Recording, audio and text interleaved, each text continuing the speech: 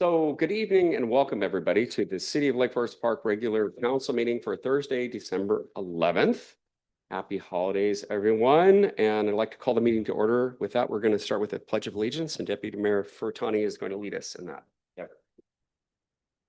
I pledge allegiance to the flag of the United States of America and to the republic for which it stands, one nation, under God, indivisible, with liberty and justice for all. Thank you, Deputy Mayor. Please be seated, everybody. I'd entertain a motion for adoption of the agenda. And I'll second. I do want to amend the agenda slightly to remove 4B. Okay, it's been moved and seconded to remove 4B from the agenda. Any questions, concerns, considerations, discussion? All those in favor of the amended agenda signify by saying aye. Aye. Aye. Any nays? Guys have it. Thank you, everybody. Okay, first of all, we're going to be starting with something, a celebration of a democracy, swearing in of a new council member, Councilmember Muilenburg. Welcome to the dais and to the group. Thank you for being willing to serve our community. We have Judge Grant here. If you would step up here with her, please. Down front? Yep. All right. Beware the chief has a gun. Oh. Right, I'm gonna do it this way. Wow. Yeah. Raise your right hand. I state your name. I, Matthew Muilenburg, Having been duly elected having been duly elected as city council member as city council member for the city of Lake Forest Park, for the city of Lake Forest Park, do solemnly swear do solemnly swear that I will faithfully and impartially that I will faithfully and impartially perform the duties of this office perform the duties of this office as prescribed by law as prescribed by law and to the best of my ability, and to the best of my ability, and that I will support and maintain and that I will support and maintain the ordinances of the city of Lake Forest Park the ordinances of the city of Lake Forest Park and the laws and constitution and the laws and constitution of the state of Washington of the state of and Washington of the United States of America. and the United States of America. Congratulations. Congratulations. Let's get a picture with the whole council here. Your picture. Yeah. Pictures. The tradition. Sorry, Chief, comment about the gun. I was trying to do it. Clean up. They only give you one bullet right here. 1, 2, 30.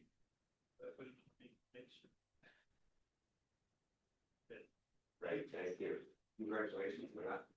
Yes, Welcome to the team. congratulations, Matt. Thank you for being willing to serve.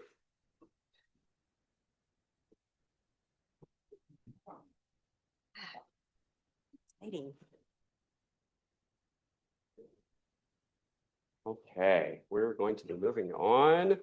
And I wanted to make a note too about just quickly about our democracy. Being willing to serve on the city council, as all these people have done, is not an easy thing. John, Paula, Tracy, Ellen, Matt, other people that have preceded us, people that are not with us. It's not an easy thing. And to put yourself out there is, and I'm going to not say this well, as eloquently as some other people have had and have in the past, but particularly in this time of political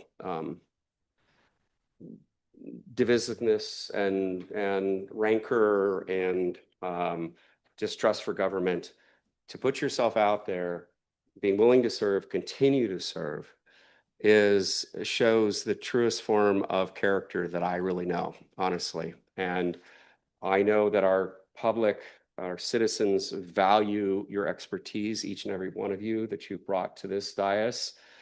And we could not do it without the people that are willing to serve. And for that, I thank you. And I know the community thanks you, because it's not just like not being chosen. I've mentioned this before, not being chosen for somebody's locker partner. This is much more serious than that. And it's a much deeper, bigger investment that I don't think anybody really knows what it's like until you actually put yourself out there and say, I'm going to do this. And so I would like to thank you all for doing that. It's not easy. And And staying the course is the other thing that's really important. This is the grand experiment of democracy, and I will not wax just nostalgic, but when I hear sitting and talking with friends at SCA and other organizations, AWC, and hearing how people are unwilling to serve or they're retiring, it makes me very sad because there are really, really, really talented people out there that are willing to give to their communities and the broader region. And we all lose because of that acrimony that's happening in other places of the world. So I celebrate you and thank you for your service. With that, we're moving on to public comments. The council will not be accepting, I'm sorry. Oh no, that's right, we punted B. Council will not be accepting online public comments. This portion of the agenda is set aside for the public to address the council on agenda items or any other topic the council might have purview or control over. However, the mayor or council may not respond to comments from the public. If the comments are of a nature that the council does not have influence or control over, then the mayor or presiding officer may request speakers suspend their comments. Council may direct staff to follow up on items brought up by the public. Excuse me. Comments are limited to a 3-minute time limit. Chief, once again, all right. Well, we have no one signed up for public comment. We have a few friends in the council chambers. Anybody want to make public comment at this time? Okay. Hearing none, we will close public comment gently. Okay. Thank you, Matt. Moving on to the consent calendar, I'd entertain a motion for adoption, council. So moved. Second. Been moved and seconded to adopt the consent calendar. Are there any questions or comments? All those in favor signify by saying aye. Aye. Any nays? The ayes have it. Thank you, council, very much. Ordinances and resolutions for council discussion. This is an important one. Item A, resolution 25-2049, authorizing the purchase of 4 ATS Speed Alert 24 radar message sign trailers. And that's Chief Harkin. Welcome, Chief. Good evening, Mayor, council members, community. Tonight before you is a request from the Traffic Calming Group for approval to purchase 4 ATS Speed Alert 24 radar message sign trailers. So as you know, one of our top community concern continues to be speeding in neighborhoods and school zones. This trailer allows us to respond quickly to those concerns, providing a visual deterrent that reminds drivers how fast they're going while collecting valuable data for future enforcement and traffic planning. Key benefits: first, it improves safety and awareness. When drivers see their speed displayed, they slow down. That's a meaningful impact in school zones and residential streets. Second, it's mobile and efficient. The trailer is lightweight and solar powered, so we can move it anywhere in the city from Horizon View to Sheridan Heights without needing permanent infrastructure. One officer can deploy it in minutes, and it operates continuously with minimal maintenance. Third, it gives us data. Every deployment records vehicle counts, speeds, time of day of activity. That information helps us prioritize enforcement, justify grant funding, and provides residents with measurable results when they raise traffic complaints. The trailer also will support public works and police by providing portable message boards for construction, detours, emergencies, and community events. As a side note, these units are LPR, or license plate reader ready, if that is something that we look to do in the future. Purchasing 4 units will allow the city to provide broader citywide coverage, resulting in faster response times, fewer delays, enabling multiple requests to be addressed simultaneously rather than waiting weeks to months at a time. This investment will greatly enhance the city's traffic calming program by expanding its ability to respond to speeding complaints. The total investment is $85,403.66, funded through the Traffic Safety Fund, the 002, plus an additional traffic suite subscription fee. I'm requesting the purchase of the ATS Speed Alert 24 radar message sign trailers and authorize me to execute all necessary agreements and subscriptions using the funds from the Traffic Camera Revenue 002. Any questions from the council? Thank you, Chief. And I preface this by saying again, for the edification of the public, this comes from the Traffic Safety Fund 002. Restricted funds by state statute can only be used for pedestrian, multimodal safety within certain parameters, and this falls within it. The data gathering for this is key to our success in terms of safety around our community. Colleagues, opening up to questions. Deputy Mayor for Tony. Hi, thank you, Chief, for your comments. And the question I had, and I know you've covered this, but just to reiterate, how is the data basically protected against, say, federal incursion? I would say that it's subject to public disclosure, but it does not gather plate data. It is strictly a vehicle speed and the volume. So it's just a number. This vehicle, whether it's small, medium, or large, traveled at this speed at this time. That's all it is. So that there isn't any intelligence or gathering from that point. If we decided down the road to install license plate readers that would gather the license plates, then what we would do is protect that data through city policy. Thank you. Thank you, Deputy Mayor. Colleagues? Councilmember Good. I know you've already covered it, but I just want to use that word flock. Sure. that It does not include any flock Zero. stuff right now. No. Okay, thanks. Colleagues, any other questions for Chief Harden?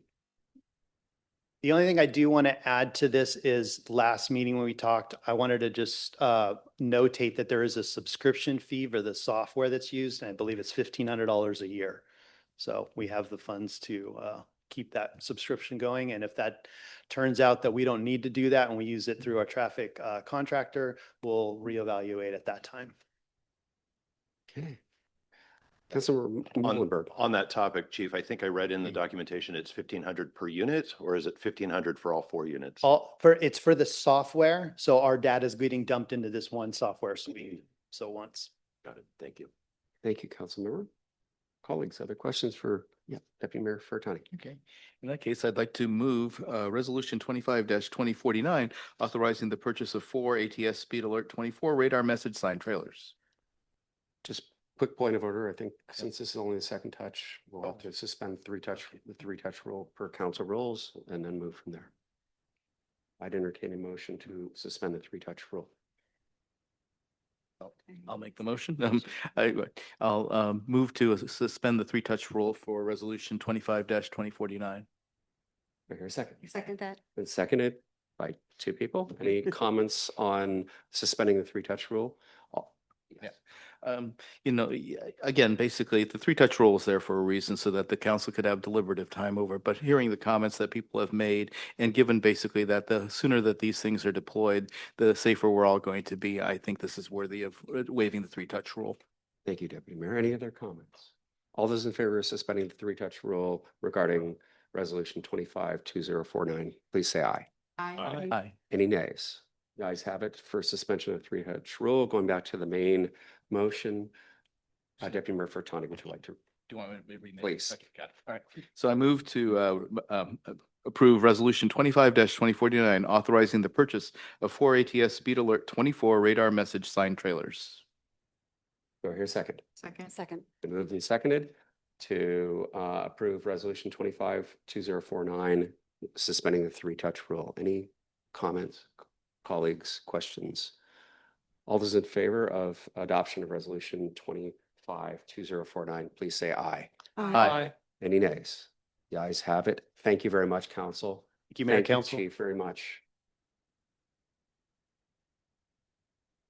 Okay. Well, you're ahead of me. I'm trying to get my agenda back up here. There we go. All right. We're moving on to ordinances and resolutions for action. Item A, Resolution 25-2050, accepting the speed analysis and equity impact analysis studies for state routes 522 and 104. Administrator Hill, you have the floor. Thank you, Mayor, Council. I can give the clerk a second to bring up my presentation. And while it is 17 slides, I promise it won't take that long.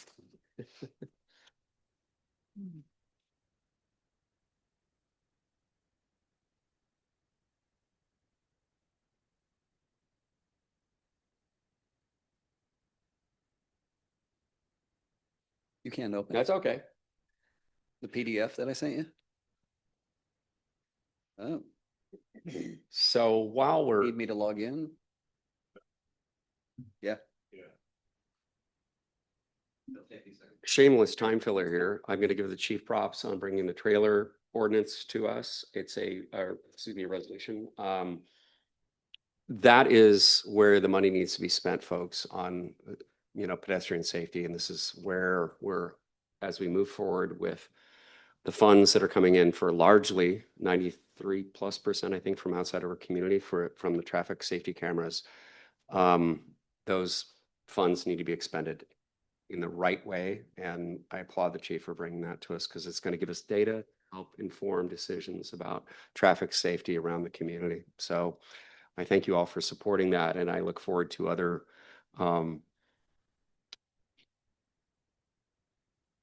programs, shall I say, moving forward. Some of them are not easy when it's the winter time. We can't do things quickly in the winter time, but crosswalks, sidewalks, it's all in the hopper. So I know you all support that. Should be coming up. There you go. Perfect timing. Thank you, Phil. All right. Okay. Let me get a few things on my screen out of my way. Okay, so tonight we're here to talk about speed limit photo enforcement. You remember several months ago, we brought forward, John Pascal from Transpo Group brought forward the engineering study. Council reviewed that. There were a few questions. I emailed you earlier today after Deputy Mayor Fioritani let me know that I'd send out the wrong study to you. At that meeting when Mr. Pascal was here, Deputy Mayor recognized that there was a miscount on some of the numbers. I have sent that out to you. The numbers went up, so it doesn't change the recommendation at the end of this. There's more traffic in the study than what you'll see tonight in my presentation. And if I can get it to go. Okay, so this is just a quick snippet for Councilmember Muilenburg. The study's in here for you. You mentioned earlier that you had read the packet, so kudos. This is just quick snippet recommendations on SR 104 and SR 522 out of that study. I'm going to go to the next slide to help you visually. On SR 522, the recommendation, this yellow line here, which my mouse is barely showing up, is SR 104. So basically from SR 104 to the east to the Kenmore border, there was a recommendation for the study for traffic cameras in that area, as well as between SR 104 and 165th, recommendations for cameras in those areas as well out of this study. For SR 104, the recommendation was south as the crow flies from 35th, somewhere in the location of the Lake Forest Park Elementary was kind of where the most speeding was occurring, where the traffic counts were gathered for that location. And so out of that study were those three locations for traffic cameras. These would be more than just 3 cameras. You have them in each direction gathering that data. So after that presentation, administration engaged Eco Northwest. They did our previous equity impact analysis on the Northeast 178th cameras.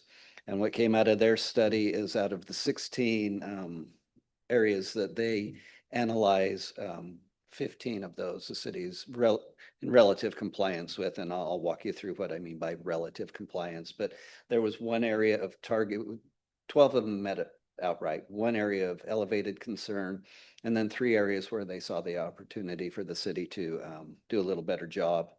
And so we'll walk through those. I have a slide for each of those. So the equity analysis, the one warning that the equity study showed was that SR 522 is a little different. It's a regional road. There is a greater share of Hispanic and lower income workers and non-workers in the area coming through this, commuting through this area. So it's a little different than the rest of the makeup for Lake Forest Park. And so they, as we get to the end, they had some recommendations on implementation for SR 522. Of the 3 opportunity areas, restorative justice practices is a recommendation. Alternatives to the ticket, to the fine, is something we'd have to explore with the judge and the courts, but that'll have to be at a future date once we get staffed up and get everything under control with the cameras we have today and potentially more cameras in the future. But coming up with some ideas of how to move it on. Maybe they go to youth court. I don't know. Depends on their age, I guess. Requiring community feedback. There's in some cities are on the website where people can provide feedback. While we don't have it right there on top of the website, we do get a lot of feedback on traffic cameras. Trust me, we get a lot of emails, phone calls about tickets, and we deal with those as they come in, but they could be a little more front facing. So that was something that came out of the equity analysis. And the last one is program duration.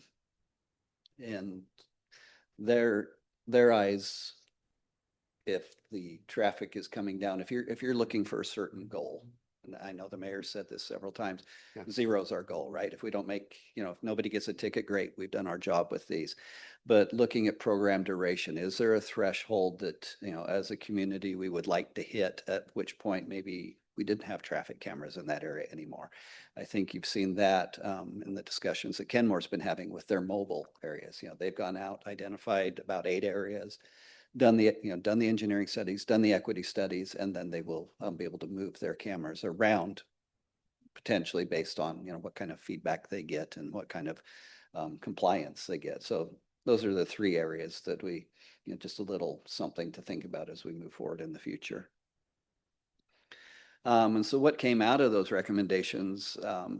So on SR 104, because the corridor does have a school, it does have more multimodal aspect to it with transportation, bicycles, and then children going to schools. They recommend the standard 6 mile per hour threshold. That's what all of our current cameras, speed cameras, are set to, is if you're going 6 miles an hour over the speed limit or more, that's when it triggers the camera. For 522, based on, the diversity that's coming through there, and the recommendation is for the first 6 months, we look at like a 9 mile an hour plus.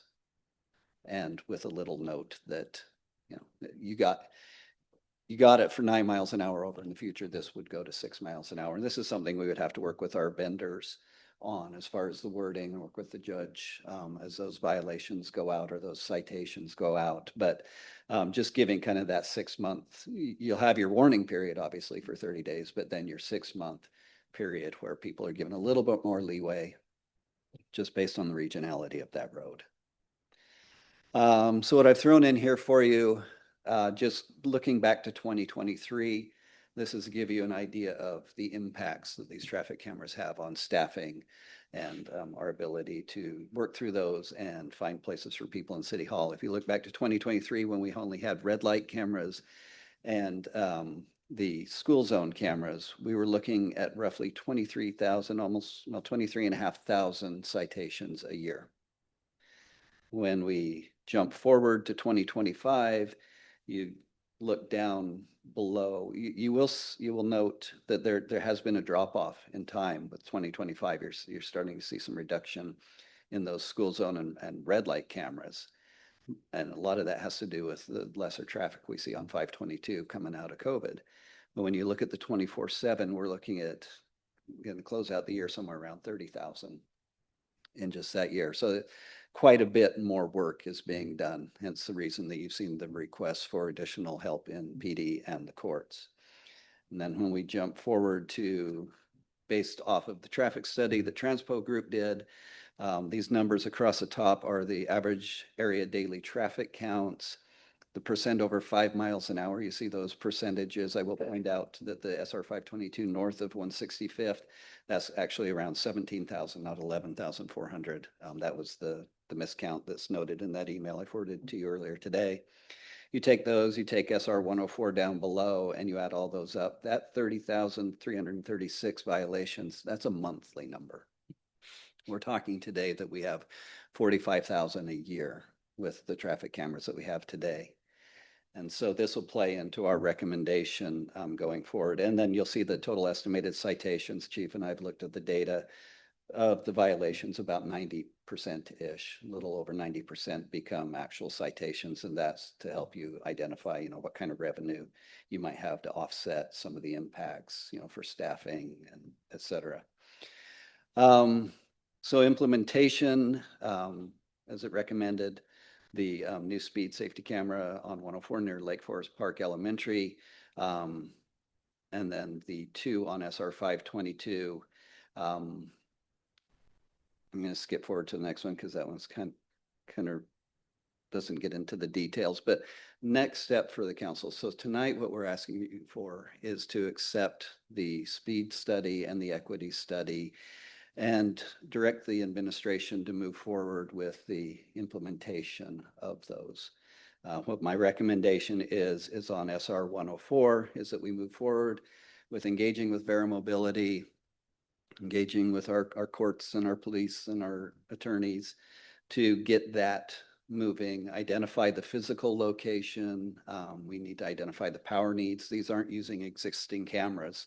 So we have to go through Seattle City Light. I've reached out to them. We're looking at about an 8 to 10 month time frame before they could have us up and running at those locations. As far as SR 522, what we need to do is with the ATS cameras, and we also have the ability through Vera Mobility,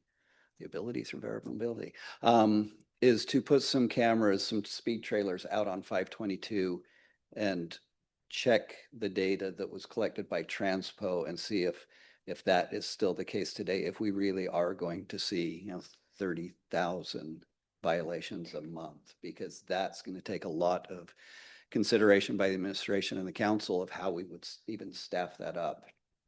I can tell you that we would need more staff, and we are now out of space in City Hall. If you later tonight adopt the budget as intended with the 2 new positions, we will build out the last little pocket that's up in administration to seat those 2 people, and then we're out of space in City Hall. So if we're going to move forward with some of these, especially SR 522 consideration is going to have to go in for additional staff, but we will likely have to lease space somewhere to put that staff, and that's a whole nother issue. You can't just have 3 or 4 people related to a larger program off on their own. So a lot of details to work out. So that's what I have for you tonight, and I will stand for any questions. Colleagues, excuse me, losing my voice tonight. So, Councilmember Lebo. Thank you for the presentation. So my question isn't about speed, but on SR 522, we do have the HOV lanes. Are Correct. there any opportunities for us to adopt anything that would ticket those that are not HOV in the high occupancy vehicle lanes? When the BRT line comes online, then we can implement that. But there's a hold on that through the bill, the RCW now. Legislature ran is until there's a BRT line with certain headways. Okay. We can't implement that at this time. Okay, thank you. Yep. Just on point really quickly, it's an excellent question, Councilmember Lebo. In this upcoming legislative session, we've been hearing a lot about the question of enforcement, both at stop signs, which was considered previously in previous legislation, as well as BAT lanes and BRT lanes. In my discussion with Mayor Herbig and Ken Moore, we're very hopeful that they're going to approve the BAT lane camera authorization, because they have a real serious problem in Kenmore. When we've done enforcement in 30 minutes or an hour, Chief, it was like 70 citations. I mean, you can, through 3 light cycles, you can see 150 people driving down the lane. And it's both directions on 522. So it's an excellent question. Hopefully the legislature will very selectively give the authority to municipalities in the county, unincorporated county, to do that. So, colleagues, other questions? Deputy Mayor Fioritani. And thank you very much for your report, Administrator Hill. I'm glad that we had the new numbers, because it gives me a little bit more confidence in, their conclusions. And I really do like our approach on 522, the trust but verify model. And I think that'll actually yield some more on the ground truth kind of numbers. So thanks. Thank you, Deputy Mayor. Colleagues, other questions or comments for Administrator Hill? So again, what we're looking for tonight is understanding that acceptance of the speed study, acceptance of the equity study, and giving the administration the authorization to identify the ramp up when it comes to this, and with the understanding that 104 is going to be priority with additional education and information gathering on 522. And we will work very diligently to make sure that we think ahead in terms of staffing requirements. Deputy Mayor Fertani. Well, let's get the debate started then. So I'd like to move, what is that? Resolution 25-2050, accepting the speed analysis and equity impact analysis studies for state routes 522 and 104. Do I hear a second? Second. Thank you, Councilmember Good. Councilmember Riddle has joined us. You're in a very sunny location. I'm still at the airport, so I'll be popping in and out as best as I can. Thank you for joining us. It's been moved and seconded to adopt resolution 25-2050, accepting the speed analysis and equity impact analysis studies for state routes 522 and 104. Any further discussion, colleagues? Councilmember Lebo. Just a clarification. So it's about accepting the study and the equity analysis. With regard to implementation of the cameras, will that be a separate action by the council? Or is the assumption that because the recommendations are that to implement the cameras, that means the administration can move forward without any additional council action? Correct. We would move forward anything that was related to a contract, any changes with Fair Mobility, or should we, there are other players in the market now, may look at putting this out for an RFP, but we would move forward with that. Any implications budget-wise, obviously would come back to the city council. But the on-the-ground, identifying the exact location, the administration would take that lead. So we don't need to come back. So the identification is something that the city would do, but the action to actually implement it would be a council action? What I'm asking for you tonight is for the council to authorize the administration to move forward with implementing the cameras Councilmember. at the general locations that were identified. Specific locations will be identified by the vendor as we look at just the aspects of the road. I think the one thing that was found in the speed study is the equipment they were using, the curvature of the road, it was missing, it was gathering or grabbing two vehicles as one, and that was some of that. I don't know what our vendor might say as far as when they look at the actual geometries of the road, exact location. Deputy Mayor Fertani. But to clarify, I'm hoping Councilmember Lebo's point, the second to last and third to last slides are what we'd also be approving tonight. Yes, sorry. I'm trying to bring them back up. Colleagues, any other questions or comments? Excuse me. Councilmember Lebo. Hold on just a second. Let me make sure I didn't miss anybody. Councilmember Saunders, Councilmember Muilenburg. Yeah, I have just a point of clarification, I guess. You said 3 locations. Is it 6 cameras? Because there will be one on each side of the It could street? potentially be 6 cameras, but it's just the 3 locations, you know, they're. So what I had on the second to last slide, council accepts speed study and equity study and instructs the administration to move forward with specific installations. So if that could be part of your motion, that would cover us moving forward, engaging with vendors, engaging with SCL to do the work. Come right back to you. Councilmember Riddle. But just to clarify, we're approving basically for you to go out with the RFP and create a contract for then us to approve later. If we were to go with Vera Mobility and it fits within the existing contract, we would just move forward with that. I don't know the details of what that contract might entail, what it might need. As we did with the last one, the 24/7 cameras weren't part of that. They will have to take a look at the workload, identify if it fits within their fee schedule. And if it doesn't, we would need to bring that contract back to city council for approval. If it fits within the existing contract, we would just work within that existing contract. Thank you. Thank you. Councilmember Good and then Councilmember Lebo. Just making sure I get everybody first. Can you pop up that slide, the other to see? The one I'm speaking to. Because I'm not clear about the funding for this. The funding. Well, you want us to approve the installation of cameras. Doesn't that cost money? So the installation of the cameras does not cost the city any money. Vera Mobility puts it up at their cost. That monthly fee that we pay to Vera Mobility goes to pay that. That is part of the existing contract. There may be a contract that we have to enter into with SCL or some part of our agreement that we currently have with SCL based on the dollar amount. I'm sure it will require council authorization. We would bring that back to council for authorization. This is just to go out and do the work, identify the locations, work with the vendors, that being Bear Mobility and SCL, get costs. If, like I said, if it works within existing contracts, great. If there are dollar amounts that exceed the mayor's authority for a public works project of $50,000, that would have to come back to council. Thank you for the clarification. That's really well. Thank you for your patience.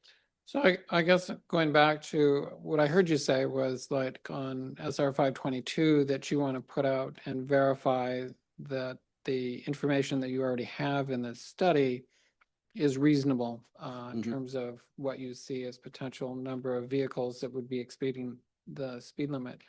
But I also heard you say that that would require additional staff and leasing of offsite space to accommodate what you anticipate would be the workload associated with those. Correct. But I'm not hearing that that's, if we give you direction, then you're going to, does it come back to council? Well, okay, yeah, I see where I'm not being clear. So it's not clear to me where you come back to the council. Because you've already said that to do SR 522 is going to require additional staff and Yeah. offsite leasing, which would traditionally be a council action. So let's make the motion such that you authorize the administration to go out and identify the costs and the impacts of the locations with the vendors, report back to council on those costs, because you're right, with SR 522, I have no intention of going out and implementing that until we report back for the day either corroborated or it looks different than what we saw. But yes, there also could be impacts with SR 104 as we look at the model with police and courts that we may need to add additional bodies beyond. I think tonight you'll see that they've got their scaling factor for staff up. And so we would just follow that, but definitely put that in the motion because we do need to come back and report on that. We just need to go do the legwork to get you the costs and the impacts. We have a motion on the floor here, so Yes. would the maker of the motion withdraw the motion Okay, for a second? I'm going to withdraw the motion. Thank you. Point of order, once a motion has been accepted, there's a second for the motion because we have a discussion. The maker of the motion, as I understand, can't withdraw the motion unless there's acceptance by the council. Now, the motion can be amended. Right. Well, then let's move forward with the main motion. Yeah. I have we have 47% of 49% of the traffic on 522 going over 6 miles an hour over the speed limit. We have to implement this post haste on 104. We'll move forward with 522 based upon staffing considerations. So I'm happy to, if we keep coming back to council for every step along the way, we have 10 months of lead time to get to where we need to be, John. And we've got Seattle City Light, we have Vera Mobility, and we have staffing to make sure we have that in place. Right now, the priority of the administration is safety on the streets. And so if we keep regurgitating this, we've had this discussion before. We've had discussion that we know what the needs are. If we want to have a procedural debate, let's have the procedural debate, but it's not about that. It's about public safety. So this is where the rubber meets the road, literally. So motion's on the floor. All those in favor of the motion on the floor, please signify by saying aye. Aye. Point of order. I don't believe there's been a call for the question. Was there any other questions? Please. I would like to make a motion to amend the motion so that if they're in the legwork that you require additional staffing or costs beyond the authority that was already granted, that you come back to council. So that's my motion. Do I hear a second? Second. Moved and seconded to amend the main motion, bringing back if there's additional staffing requirements. Administrator Hill. I could just clarify. So there was a program put in place for the police department based on levels of citations. There was one within the courts levels of citations, and as they met those thresholds, they could add additional staff. That's already been approved. The courts has a little bit of a modification tonight for your consideration as part of the budget amendment, lowering some of those thresholds because they can't keep up with where they thought it would be. If we work within those thresholds, it doesn't require hiring outside of those thresholds, then, you know, we're okay. But I think what it's going to come down to is if we're now having to lease space, that's going to take some requirements that the council's going to have to approve a lease. And so I just wanted to clarify. Deputy Mayor Furtani. Okay, so I'm now confused. So this means that there is a certain budget that's set aside that if there's extra work that we had approved. It's not a certain budget. It was staffing levels. So you'll see later in your packet for the courts, and we can use that as an example when they do their presentation, that this many to this many, you get an FTE, this to the next level, you get another half an FTE, and it scales up. Right. There's some caveats on there that if we totally blow it out of the water, they'll be back to you. So I think if we work within the constraints of what's already been approved for staffing up, then I think the motion is that works. But what's going to come down to it is if we have to, if we move forward on 522 and identify that we need to lease space, that's a whole different Absolutely. conversation that has to come back to council. But to the current proposed amendment, then the current staffing levels that are in the budget, that is say the escalator thing that we put in there, that wouldn't trigger this coming back to council. If we could work within that, that's the question that we don't know today. I think what Councilmember Lebo's saying is if we can work within what's already been approved on staffing up, go ahead. But if it becomes overwhelming, which I think as you look at 522, we're going to have a different conversation. We have to come back. Absolutely. Councilor Lebo. Thank you. But even to add staff is a council action because it's not in itself in the budget. Is that correct?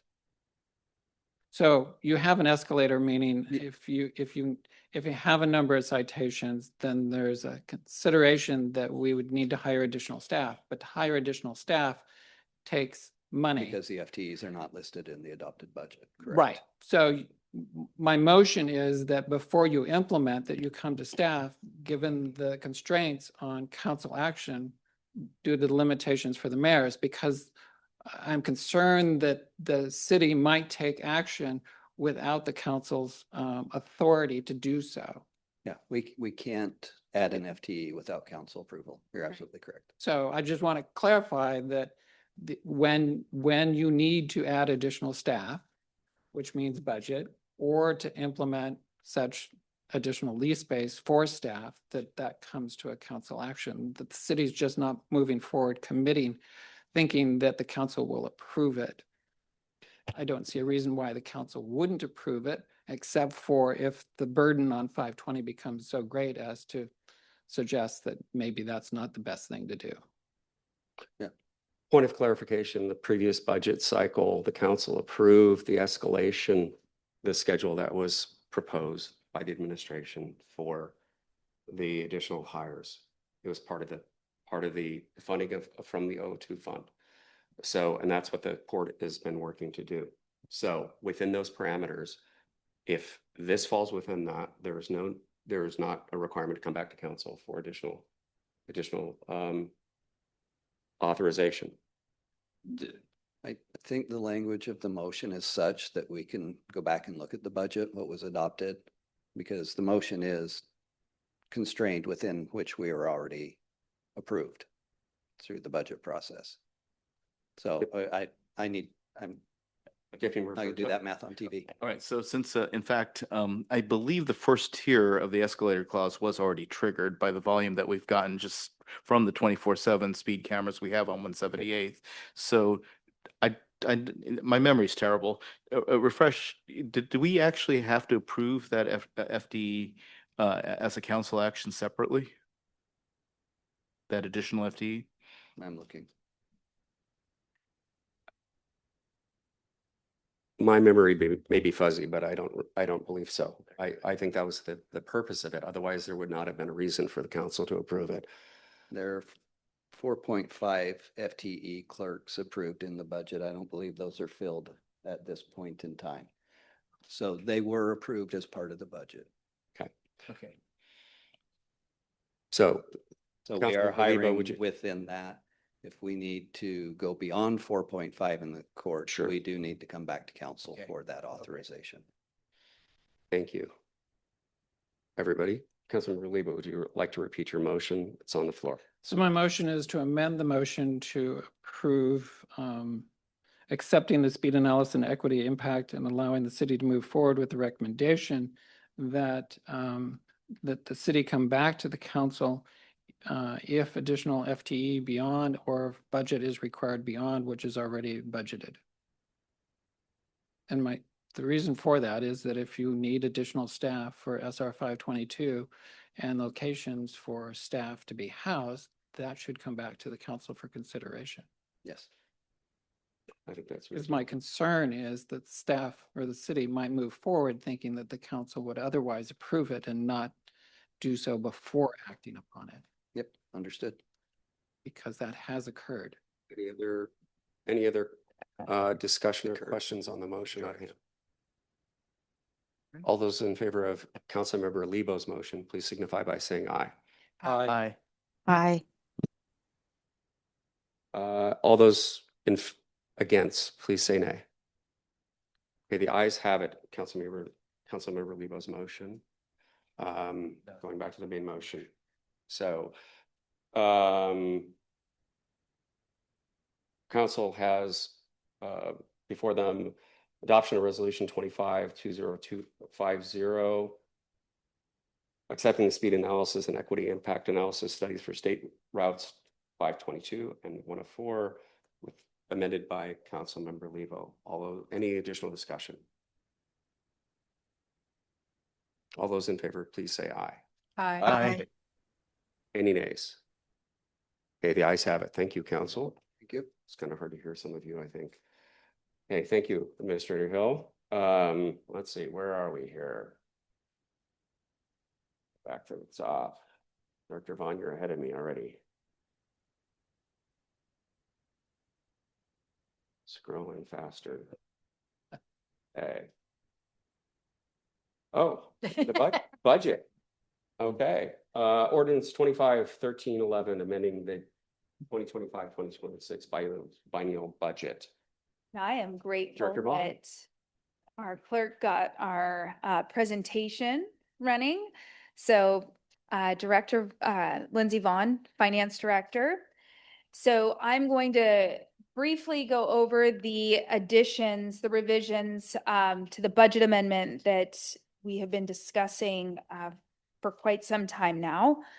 So walking in, these are the final revisions as discussed at the last special city council meeting, requested to be included. So the first one is from the actual proviso to include the climate coordinator from the solid waste service tax that was implemented in 2025.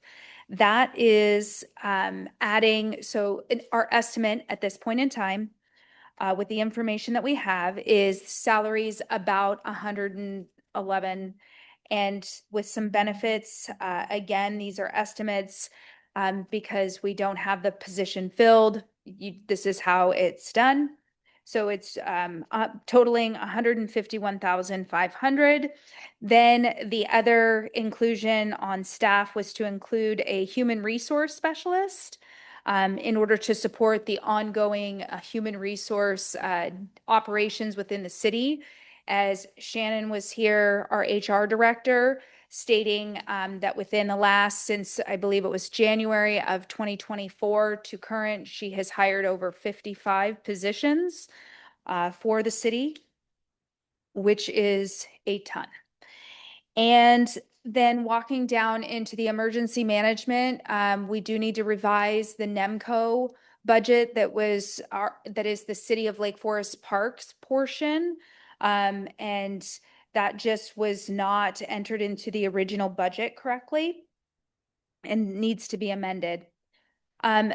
including the Senior Service Center. They provided a request in order to add an additional 4,750 in order to support more social worker services for the city of Lake Forest Park, and revise using an allocation of about $4,000 in their current contract. And so that was again requested to be moved forward in our last meeting. And then with the revision of adding additional staff, as was previously discussed in just earlier this evening, the actual cost to restructuring some workspaces to accommodate smaller work areas and additional staff, that is estimated at this time to be around $43,000. And that actually covers the additions that are within the requested budget amendment or mid-biennial budget adjustment. Those words are kind of interchangeable. And so at this time, I'm not sure, should we do questions or should we, because the court is here to also provide a presentation. So it might be helpful if they walked into their presentation as part of this conversation, and then we circled. Sure, pleasure. Information first and then questions later. Looking down the dais. Okay, yeah, let's do that. That'd be great. Thank you. So then they'll go ahead and walk into their presentation, and I will stay right here for a bigger conversation as necessary. Thank you, Director Vaughn. Do you want it lower?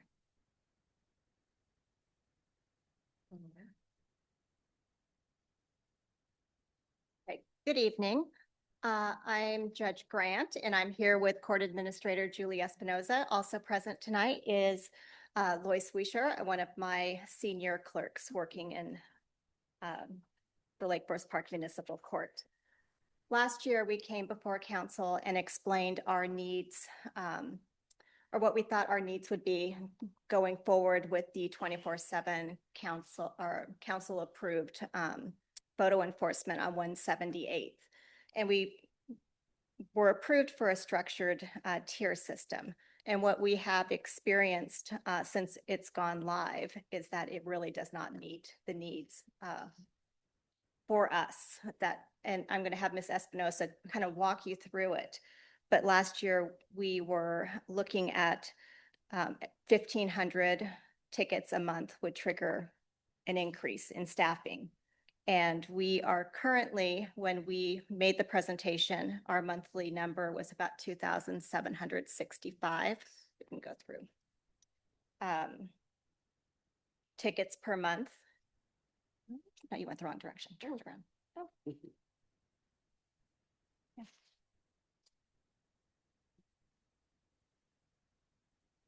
Big button. Let's see. There we go. Here we are. All right, and so this year, we are looking at, we're currently about 4,260 citations a month for filings. And it has just really become untenable. When we made the presentation, we had a good faith belief that that would be appropriate for our needs. And it was before we went live and before we had truly been hit with the number of cases and everything that goes with it. And it's much more complex than just one ticket being issued and us responding to that. It's far more complex.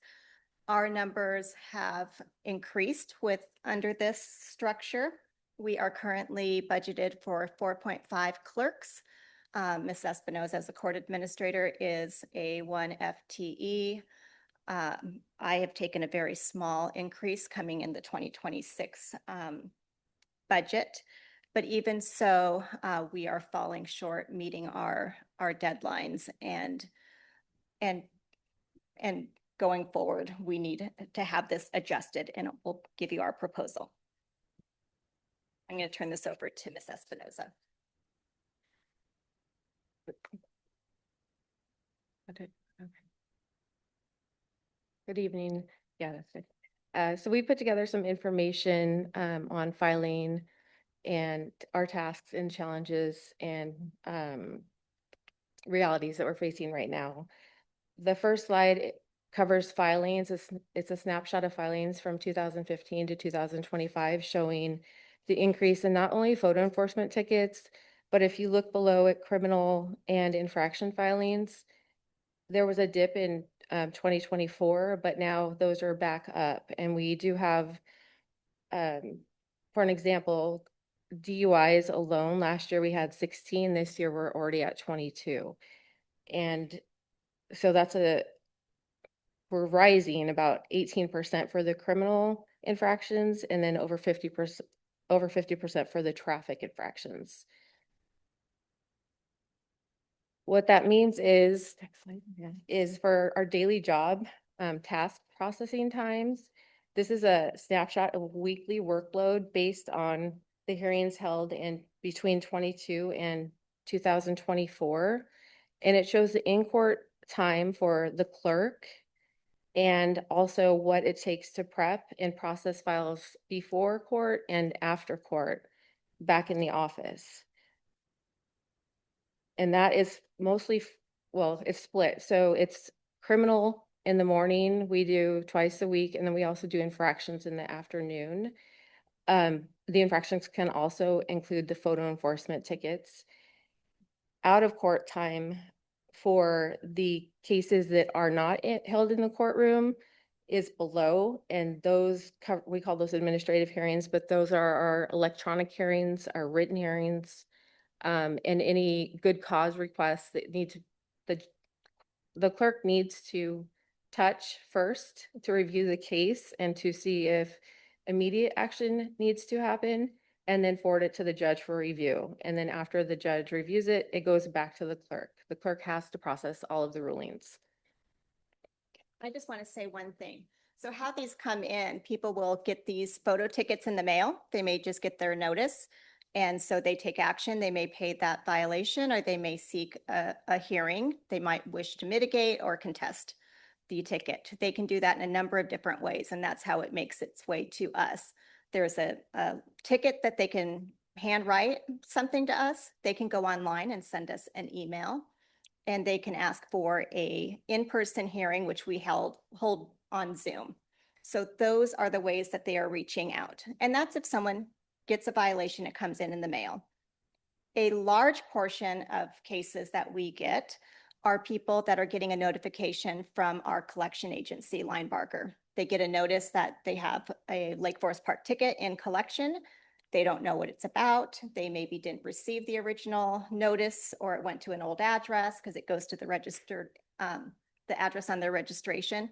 So they're coming in, and then we have to do a lot of digging. So when Julie goes through like what we're doing, sometimes we're doing an investigation to help explain to them and their level of frustration when they are in collection, trying to figure out how to go about resolving it. It's very high pressure for us to respond, and it's very stressful for them because most people are like, they take care of their business. And so it may be coming out of the blue for them. And some people, it's a very expensive proposition to be hit with one of these tickets.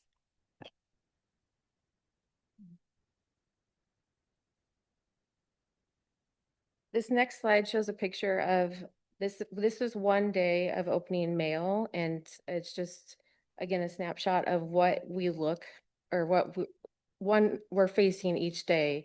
And these items can be processed by all of the clerks, including myself. And what we're looking at is a stack of DNRs, the declaration of non-responsibilities, that are filed by the registered owner saying that they were not driving the car. Returned mail that we get, the box is just check payments and bail bonds that need to be processed. That's about 200. And then also, which one was this one? Written hearing requests. There's a stack of 94 there. And so all of those, again, like Judge Grant just said, have to be put into the computer and processed by the clerk, but also researched to see at what point the case may be at. We also, in addition to what you see here, people file hearing requests, and then they'll turn around and file the declaration of non-responsibilities. And so that's creating additional work. Part of that is because they might just be confused about what they should be doing. Should they be doing both? Or they just get frustrated because they haven't gotten a response back from us. But it is creating a lot of extra work because we're falling behind on what we have as backup. And so as the processing times and the rulings are taking longer to get out, people are getting frustrated. And going through the mail, it sounds like a menial task, but we have to comply with certain procedures for the auditor. That entire box is full of payments that have come in. There's 200 payments that came in on a single day. There has to be 2 people there to make sure that it's being accounted for. And so that may look like a small amount of work, but it's an immense amount of work with the number of touches that are needed to document. It's so important that we document everything, because when we have to start digging around or monies come in, there's really no wiggle room. We have to make sure we are on top of it. In addition to the checks that we receive, or even payments at the window, which can be cash, check, money order, however they want to pay, we also have in-court payments, which are the cases that are paid electronically, and those take 2 touches. So we get an initial notification that it's paid. We have to go into the case and note that it's incoming essentially. And then a few days later, we actually get the payment that has to be receipted to the case. But again, we're checking for, has this person been reported to DOL? Do we need to lift an FTA? Do we need to contact the collection agency? Does it need to go to the judge? Have they double paid? There's lots of things that need to be looked at. And in all of those cases, that is creating additional work also for all of us. In addition to the payments, the stack of written hearings is here, but our electronic hearings on the 9th, so it was 2 days ago, we had 87 pending new cases where people are filling out a form online and submitting it for review. But on the back end, we have 482 that need to be processed. So that's the ruling that we need to go in and make a note of and email to the registered owner essentially of what the judge has decided. And again, we're finding a lot of duplicate payments on those, duplicate filings, where it will be in her review box, but then we get the declaration of non-responsibility, or then an attorney will file also and put in a notice of appearance. So again, lots of duplicate work, but some of that is because of the backup and the waiting times. So as those emails come in with them asking for a hearing, it's logged in by the clerk. So that's some of the first touches that are taking place. And my queue in my email for these hearings, I believe I have about 400 now that are waiting for me. As I work through them, they just keep filling. So there are a lot that I've ruled on, but again, that takes a lot of time and effort to get those out. So it's just a lot that I just have never, since we've gone 24/7, I've never been able to get to a clean inbox. And we are meeting our deadlines of responding within 120 days per court rule. But again, it is just a constant in motion. And they may write me an email, and in the body of their email, they may reference that they have 3 or 4 others that they're talking about. So if they haven't put that on the caption line, those 3 or 4 others may have independently gone to collection. There may be a hold on their ability to renew their vehicle registration. So we have to go in, and we're reporting to so many different agencies. And so I just want to convey that it's actually a lot more complex, and my goal is to try to help people. They're responding, and I'm trying to be responsive and do it in a way that reflects well on us as a city. And just to clarify, the 87 that are pending, that's for the clerk to process, like I said, in the 482 on the back end, but it doesn't mention here the 400 she mentioned that are in her box. That's different. And then the declaration of non-responsibilities that we get, we're estimating we've received between 7,500 to 10,000 to date. And those come in, we get we get those by email, people at the front counter, regular mail, but those are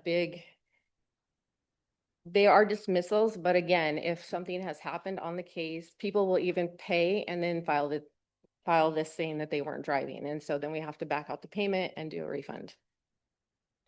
In addition to this work, again, we also have we have people coming into the front counter all day long. We have phone calls, we have emails. Between December 4th and the 10th, we had approximately 155 phone calls alone. So that's just 5 days.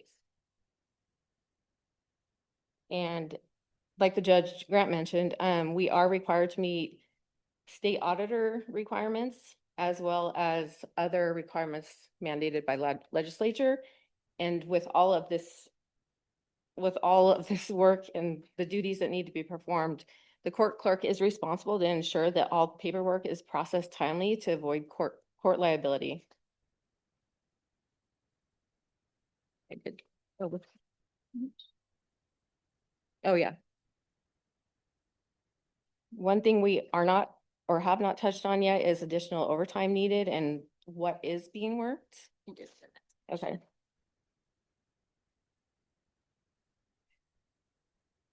So court staff is working overtime as they can, but we have 3 clerks right now. On the last page with the tech and written hearings part, Lois was here on Saturday for 5 hours, and in that time, she was able to do approximately 100 of those electronic hearings that she was forwarding on to the judge, but that's uninterrupted time. She wasn't getting phone calls. There's no one at the counter or any of the interruptions that we see day to day. And she's got the most experience also processing those. So that time it's fair for someone with experience, but it will take other people longer.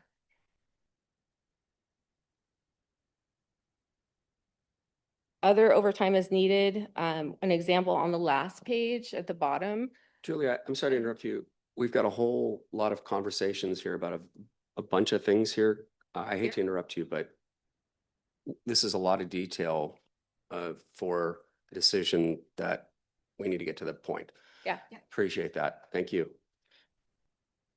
This is how we feel, like, it's so much, and I know we're going into the minutia here, but what we are asking you to do is to fall on our sword that we miscalculated what would meet our needs.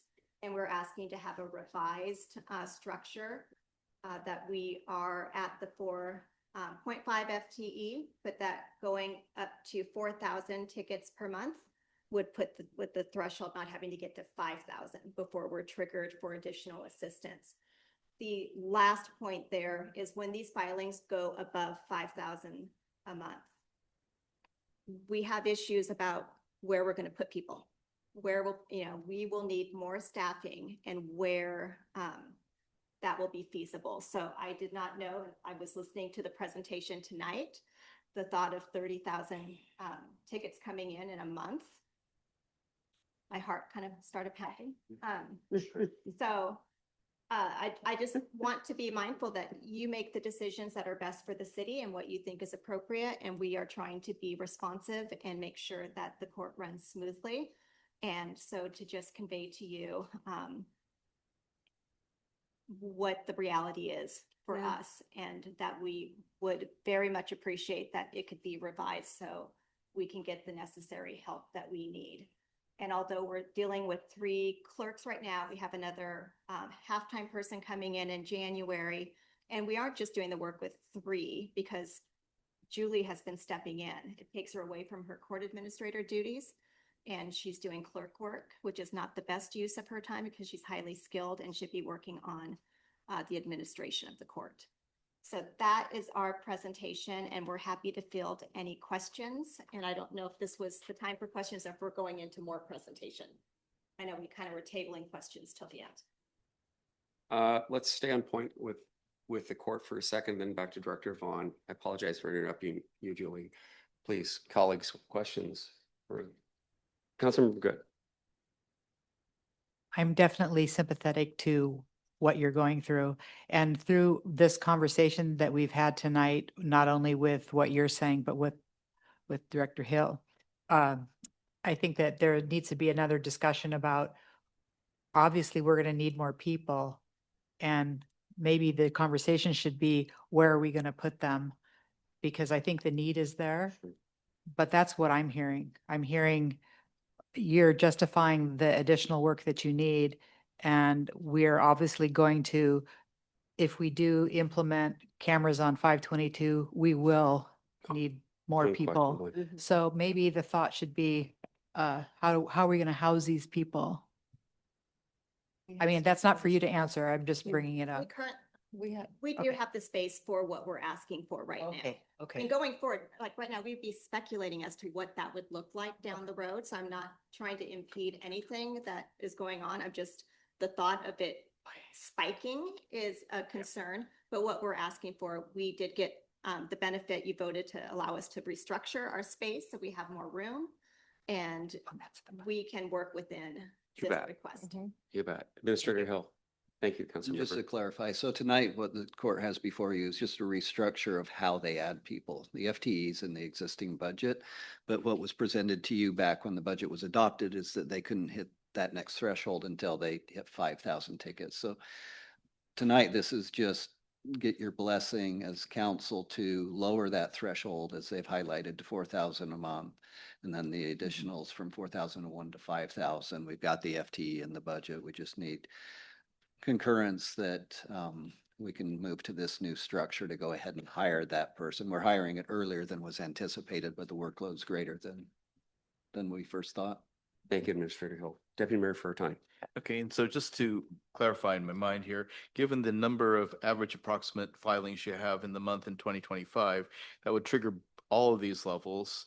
So the current 3 FTE would go to the 4.5 FTE that the budget had authorized. Wait, say that. Can you restate that?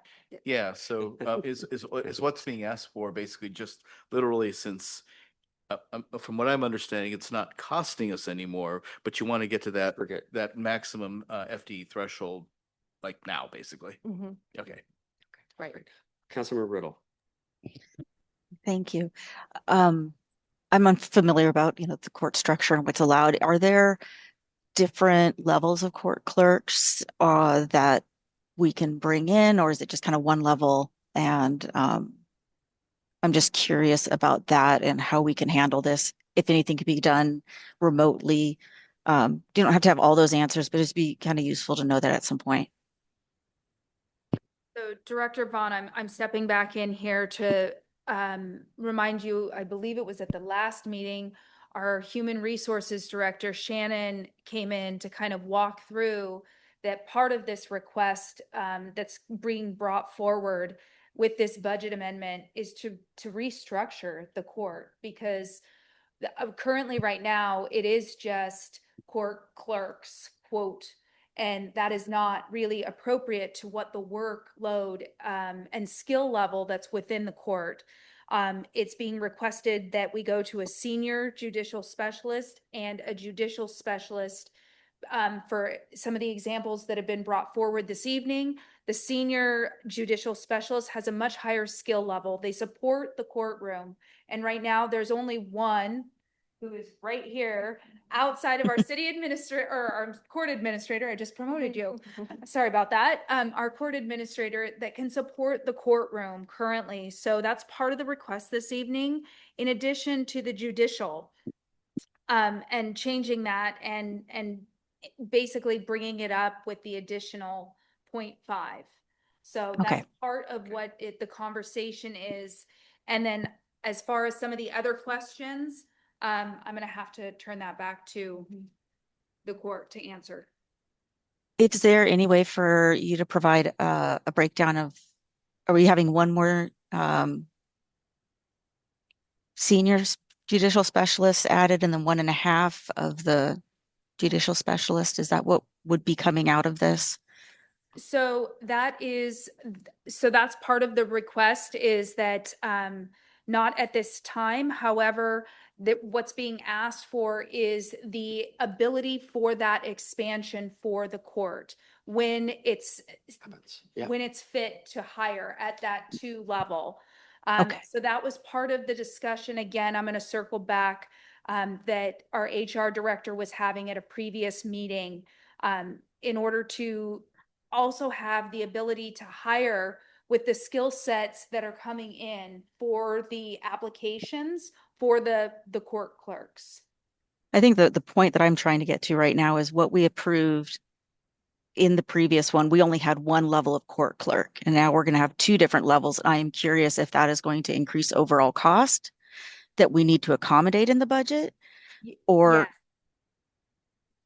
Yes. did So we, I that's apologize. just what I need to know. I want to know what we approve of the maximum 4.5. Is that Yes, that not cost- enough to cover us if we have the senior judicial specialist?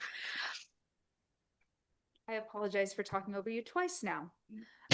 Yes, that is the intent, is to increase that dollar amount within the budget. However, stating that it's partially within the general fund, but really the fund that is going to support that additional need is the traffic safety fund, which is the driving this need. Thank you. Thank you very much.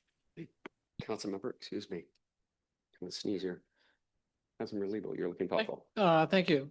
This all makes sense. So the question is there something that you need to do to add to the budget to reflect the change in the criteria? It's already reflected in the budget that's before you amendment, tonight. yeah. No, I mean, in terms of the dollars are there, correct? Correct. But in terms of the proviso of when you add the staff, procedurally, how are you proposing to change that? So if we go back to that slide, it was the highlighted, so just the proviso didn't have I'm sorry, I can't remember how it was initially authorized by council to hire at certain levels. I would think just a motion adopting The the new amendment, structure would be. I mean, the sufficient. amended budget. Yeah. No, I'm thinking in terms of the slide there, this one here, the change of the structure for when you hired the staff. How are you proposing to, or do you even need council acknowledgement? Council authorized it previously, so I think it would be best to have council authorize the new structure. You also authorized the hiring of the police officers. So I think just recognizing the fact Yeah. that if we didn't have your authorization, we'd be hiring ahead of what we had been authorized previously. So are you proposing to amend the budget to reflect that? We're proposing that it is amended within this budget, mid-biennial budget adjustment, dollar-wise within the 2 funds. And then in addition, for Exhibit A that our court clerk had up there, as part of this ordinance that we're requesting to be adopted this evening, 25-1311, that it is reflective for the new tier being the request of the senior and the judicial. Yes, I got that part, but I'm looking at this slide. How are you proposing to have council acknowledge that that's acceptable? I would just think a separate motion outside of the adoption of the budget would be appropriate. Yeah, exactly. Councilmember Lebo, I completely agree with you. I think you look across the dais here. I think I'm not going to speak for everyone. I'm broadly supportive of this. That's one of the reasons why I was kind of moving forward here. To Councilmember Lebo's point, I do believe that it should be, as a procedural matter, recognize that the new structure is authorized by the council, and then the budget amendment happens. That's inclusive of that understanding. Council, is that reflective of your values? Yeah. Councilmember Riddle, you had your hand up. I just accidentally hit the button. Okay. Why don't we make a motion? Okay. John, Mr. Lebo, would you like to make a motion to for council authorization of the revised structure for the FT clerk structure? I think though that we're still in the question phase and that there is no motion yet to adopt the amended budget, which would be at the appropriate time then to make a motion to amend the adopted proposed by mid-budget. Could be either way. be the. A point of order, Yes. just wondering, where does this list appear it doesn't appear in the budget document, does it? I apologize. I'm looking back to our city administrator. Was this stated in the the original proviso? Advising Didn't provided exist it on outside of the November of budget. last year. So would it be, Yeah. I guess my question is, would it be appropriate to amend within the motion to approve the budget amendment? I would just do it, as I mentioned, a separate motion outside of the budget. That's what I was thinking. But John, your point is well taken. That's fine. Yeah, as you wish. Yeah. What's the will of our friends here? I'll move that we adopt the revised FTE court clerk structure as presented this evening. Second. Been moved and seconded to adopt by the council the revised FTE court structure as presented this evening. Any questions or comments? Hearing none, all those in favor say aye. Aye. Aye. Any nays? Ayes have it. Thank you, council. Okay. Director Vaughn. And thank you, everyone from the court. I'm just circling back for questions on the overall budget amendment and questions, comments, or any points of clarification. Okay. Councilmember Lebo. Just for our pickleball friends, it wasn't provided in the slide, but for their benefit, it is in the proposed biennial budget. Slide. I had one slide and I missed it. You're right. But it is included. Thank It you. absolutely is included. Man. We'll let the record state Let that there is a record pickleball state that slide. There is yes, I definitely Okay. missed that this evening. Apologies.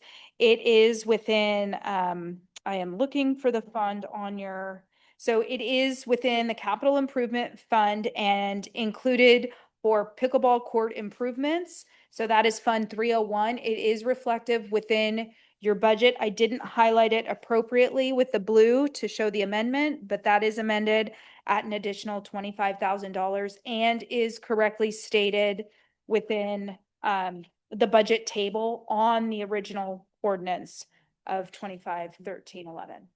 So that is within the proposed. Thank you for highlighting that, Councilmember Lebo. I know that's important for a lot of the community. Other questions? Colleagues, I want to check with Councilmember Riddle since she's online first. I don't have any more questions at this time. Thanks for checking with me. Thank you, Councilmember. Colleagues looking around the dais. We're talking about Ordinance 25-1311, amending, the 25-26 biennial budget. Deputy Mayor I Furton. think I'll formally then move to adopt resolution ordinance 25-1311, amending the 25-26 biennial budget. Second. It's been moved and seconded to adopt Ordinance 25-1311, amending the 25-26 biennial budget. Friends, any other questions or comments? Councilmember Lebo. Thank you, Mayor French. I sent to the council members proposed motions, and if that would be an appropriate time to review those motions, I'd like to introduce those motions. Colleagues. Okay. With that in mind, I wish to move that the City Council direct the administration to publish the amended budget following adoption of the mid-biennial budget amendment by the end of January of the even-numbered year, and propose that this be in a spreadsheet format for the two primary documents of the budget, which include 1, the consolidated financial schedule, and 2, the fund balance statement.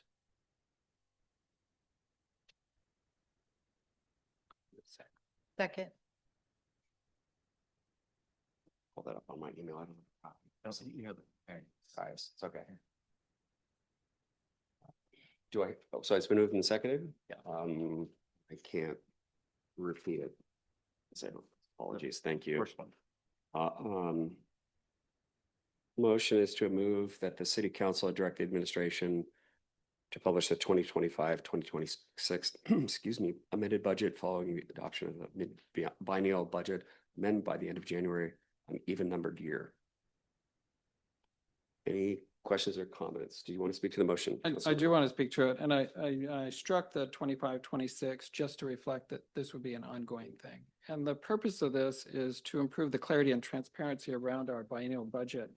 Now that we're adopting a mid-biennium amendment, we currently receive the original budget and we receive the amendment, but we don't have a single consolidated amended budget. So the document that reflects what actually the current budget is. And so my request is to publish the consolidated financial schedule that we currently receive when we do the biennial budget process to reflect where we are with the amendment once approved by the council, so that going forward, both the council and the public can see what is now the current state of our consolidated financial schedule. And so I think this will help improve our transparency, both with the council member and our community. And I think that maybe that there could be a discussion with council about what format that exists, because I do recognize that there is limited staff to do this, but it's intended really to just to update the current spreadsheets that we have to say, this is where we were when we adopted the budget. Now that we have these proposed mid-biennial budget amendment, here's where we are going forward. Thank you, Councilmember. I would like to allow staff to, maybe Administrator Hill and Director Vaughn, due to the late nature of these motions, to discuss, to at least give a perfunctory comment on what that would entail. I have a point of order. Don't we have a motion on the floor already? Do we need to take action on that motion before we introduce another motion? It's not an amendment to the motion that's already before the body. My motion was to amend the motion to include this report.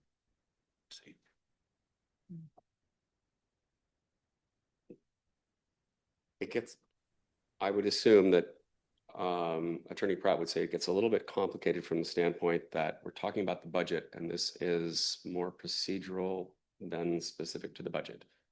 Is that correct? You're amending the budget motion, Yes.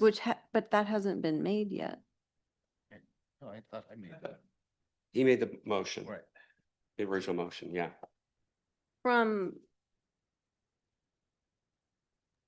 You made the original, To me, Yeah, Motion. 23, 25, 13, 13, 11, yeah. amending the budget.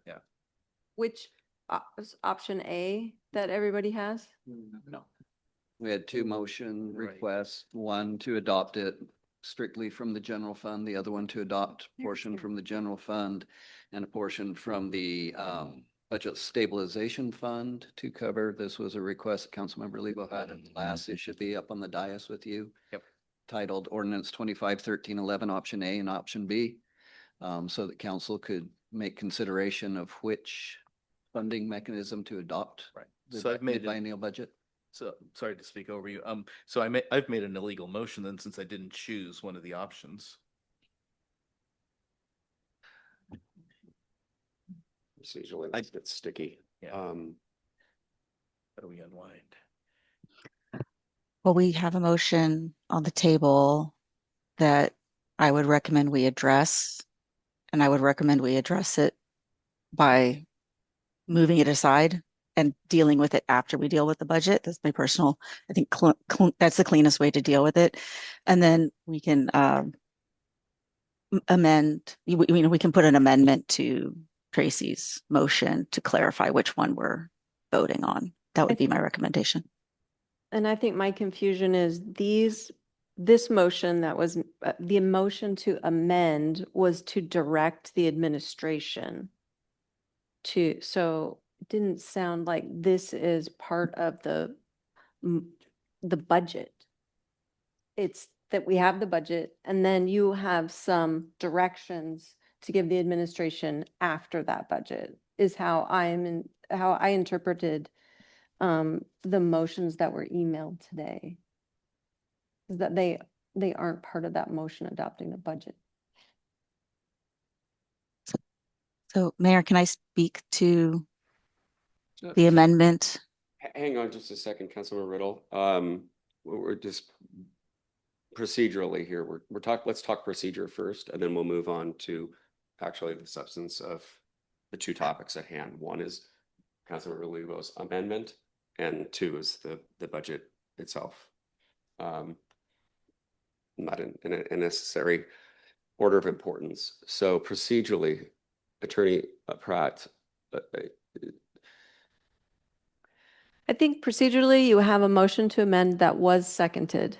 And so Mhm. council could vote on whether or not it wants to Okay. adopt this motion to amend. And maybe depending on how that vote goes, you can decide if you want to take the rest of these as motions to amend the budget or take them as separate action after council decides if they are going to amend the budget. perfect. Everyone, And point of order, what about the option A, option B thing? I think that main motion should be amended then to choose. Okay. That's my recommendation, is that you want to choose which funds these are coming from, since Right. that was an issue for council at the last meeting. So should that be done first or after the? after. After. So I'm getting my dinosaurs Okay. out here, people. Mhm. Playing with Yeah. them in my office the other day. What few there are left. So there is a motion at hand. Councilmember Riddle has asked to speak to that motion. Councilmember Riddle. Thank you. And in the same vein, I don't have any concerns with the substance of the motion, but I do believe that we need to vote no on this to move it out of the context of the biennial budget. So that is what I will be voting no on that amendment. Colleagues, other questions? Councilmember going down the dais. Councilmember Good. Okay, I just want to be, because I'm confused now. So we're voting on B? No, No. it's not, no. Johnson, sorry, On- Councilmember Lebo's motion to direct the administration to do, It's fine.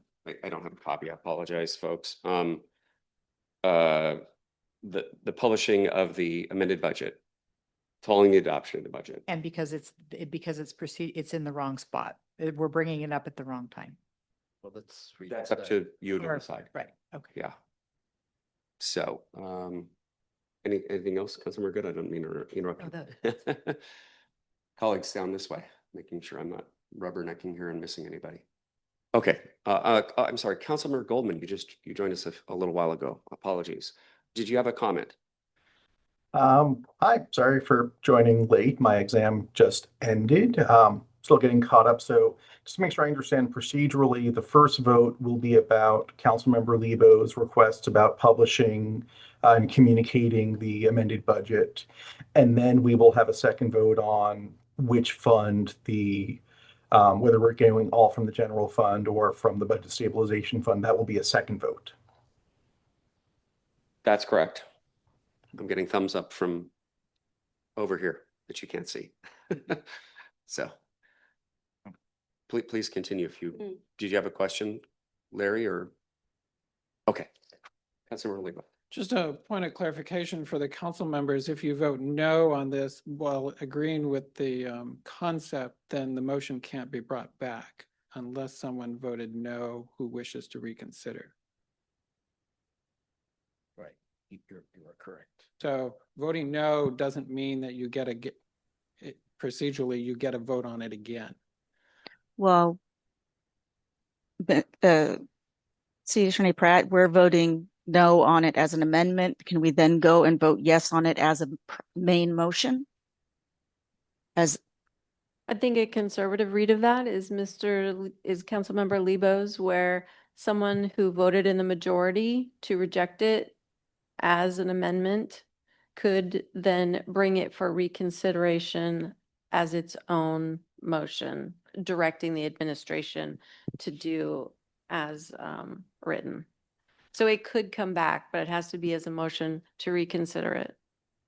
okay, Just as a point of clarification, our governance manuals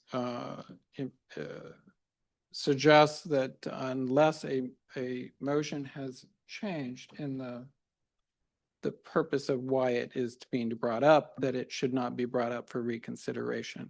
which would need a reconsideration by someone voting no with Robert's Rules of Order. So I'm just trying to say, if you vote now, it's not going to come back. I don't Those are think, your rules of governance. Council can always waive a rule. If council really wants to bring this back, it can. Mhm. Let's not get wrapped around the axle. So we have a motion at hand. Is there any other comments or questions about the motion?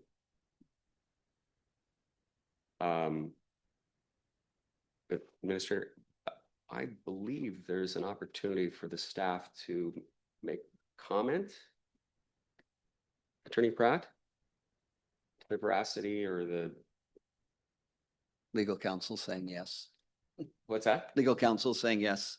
May address the Administrator Hill council if and you Director recognize Vaughn, me. too, to make sure we're on the same page here.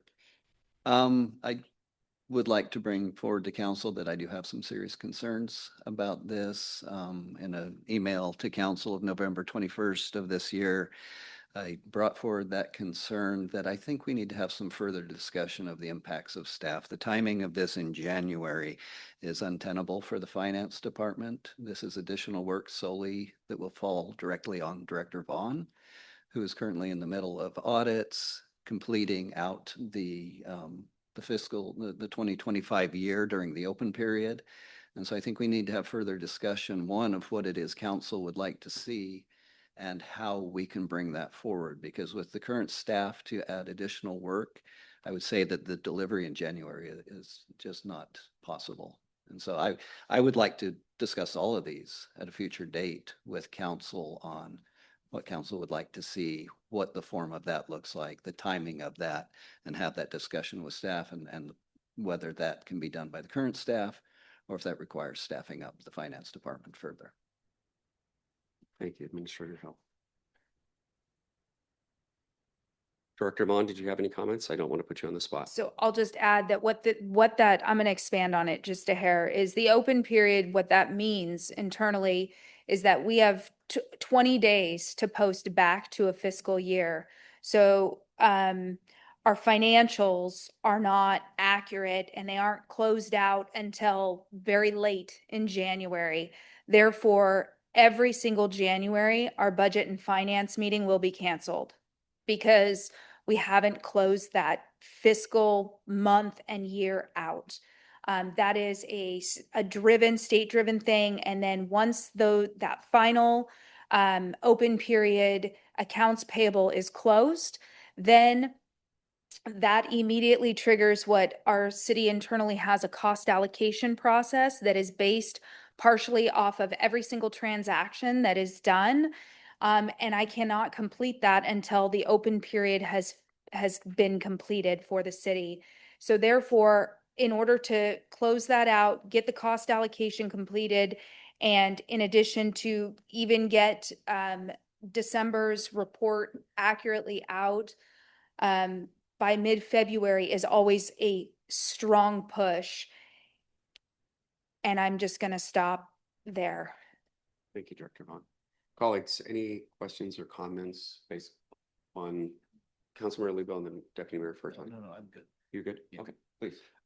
The ask is not to publish the actuals, it's just to put the format into our budget, which you've done, for example, in this current revision that shows the projected fund balances for each of the funds. But what I'm asking, though, is that we have a consolidated budget, which is that. It's just a forecasted based upon what we've approved. I'm just asking that that be updated to reflect the values that we're going to approve tonight. So it's not based upon any time period other than once the amendment is approved, then you go back and you update the consolidated to say, just as you've done here for each of the funds, to reflect that that's what's now part of the budget, which it's not tied to any actuals. It's just tied to what we've approved, what we're approving in terms of allocation of both revenue and expenditures. So I'm not understanding the volume of work to do that. For example, you've already done it for the fund balances. And one of my reasons for asking this is that if you look at 001, the general fund balance, our actual starting fund balance as of January of 2025 was 10.3, almost $10.4 million.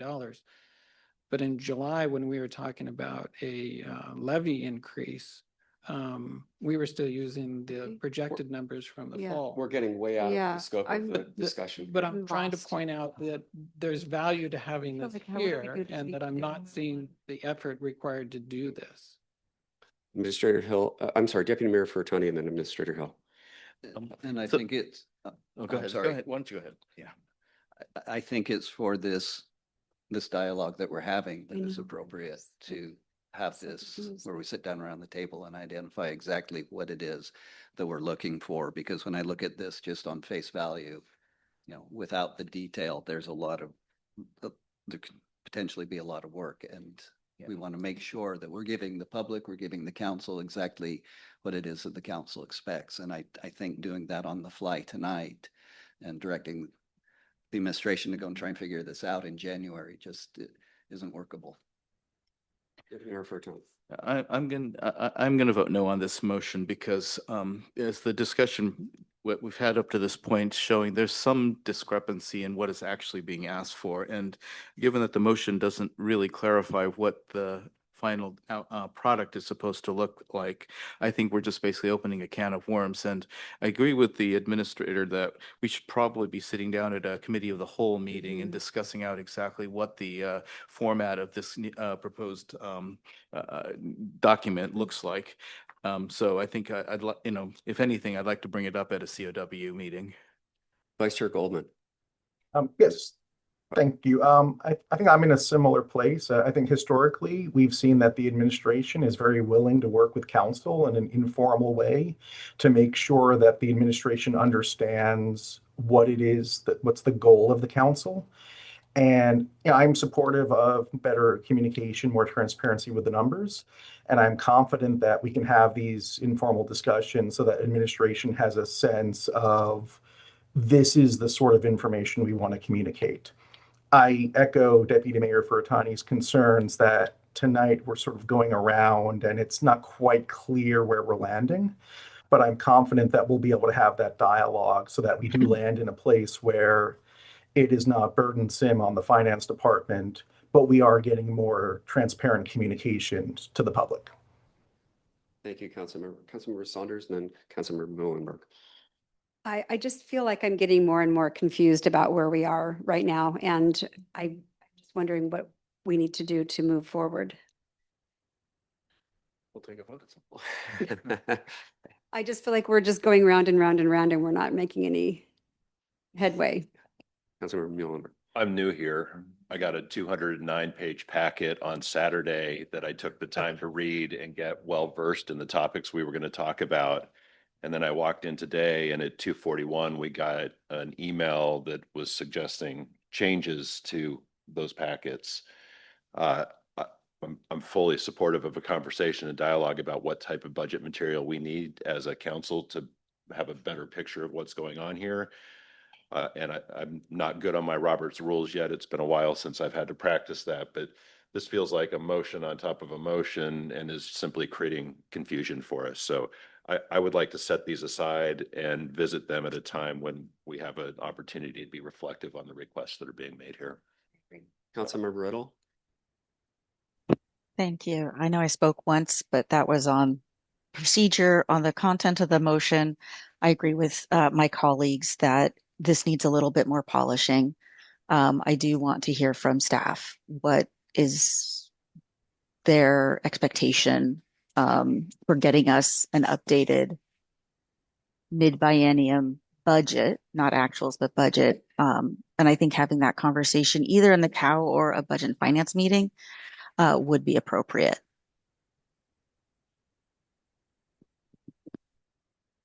Making sure I didn't interrupt you there. Thank you, Councilmember. Colleagues, any other questions or comments? Hearing none, Councilmember. Just that my reference to the motion of the consolidated financial schedule and the fund balance statement are actual parts of our approved budget in terms of documents that are part of it. So I was merely asking that those be reproduced based upon the amended mid-biennial budget. So the ask was to update the spreadsheets that we already have based upon those titles. Thank you, Councilmember.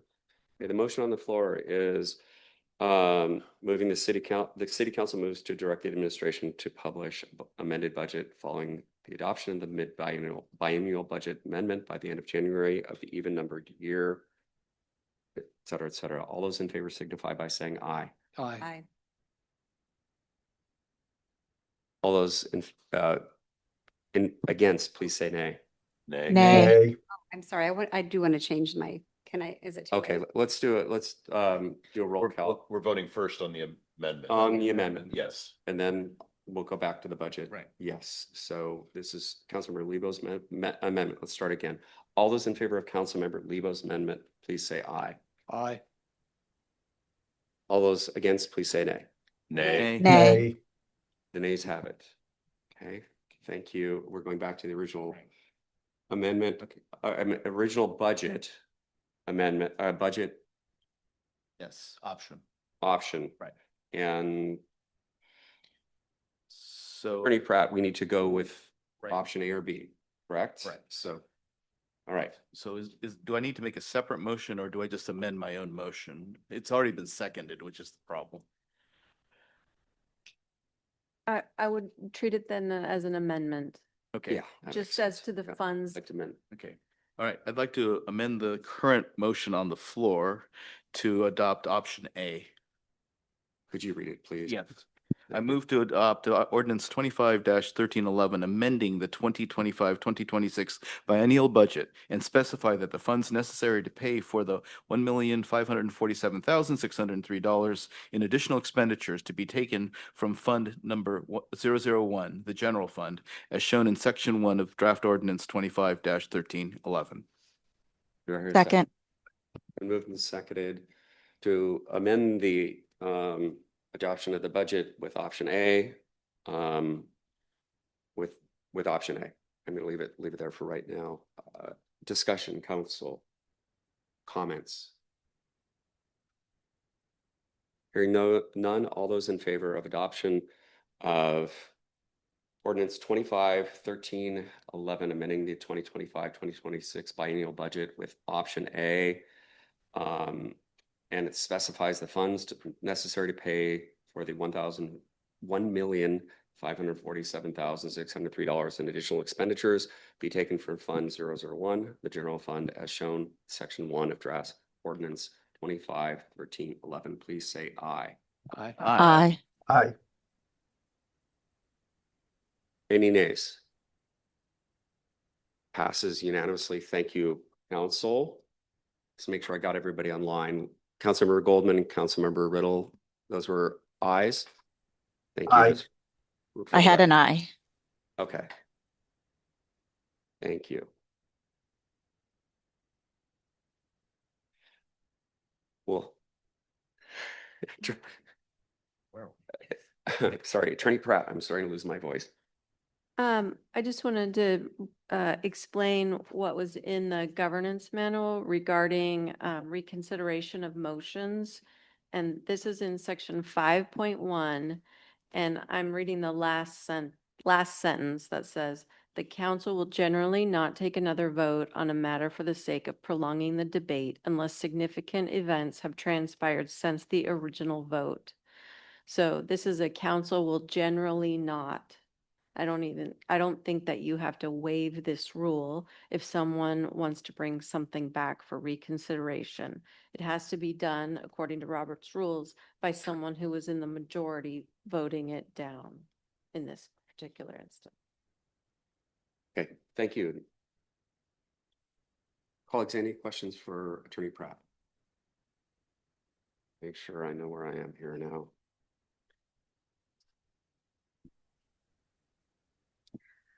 Oh, we're actually there. Yeah.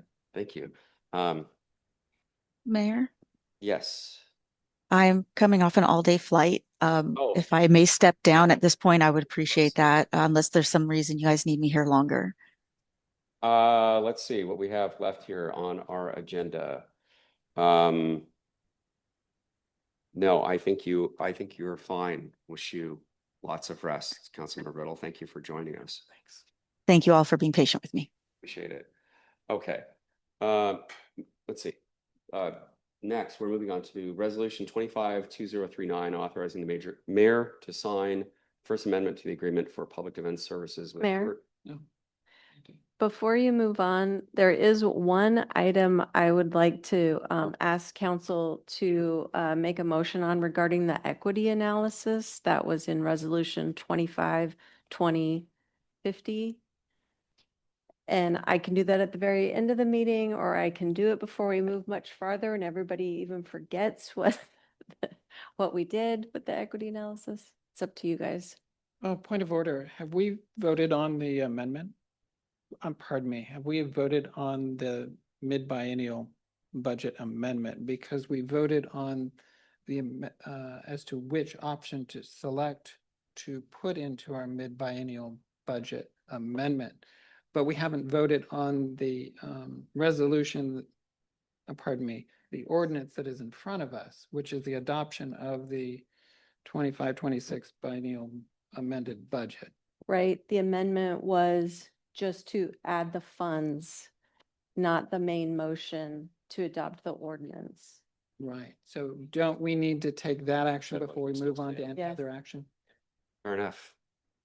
Yes, we lost Councilmember Riddle here too. Yeah. That's all right. Okay, absolutely. You're correct, Councilmember Lebo. So the main motion on the floor is adopting the Ordinance 2513 amending 251311 amending the 2520. Got two amendings here. 2513 amending the 2026 biennial budget amended with option A. We all good with that, everybody? Thank you, Councilmember Lebo. I must be getting tired today. Right. It has been moved and seconded previously. There's any further discussion. All those in favor, please say aye. Aye. Aye. Any nays? The ayes have it.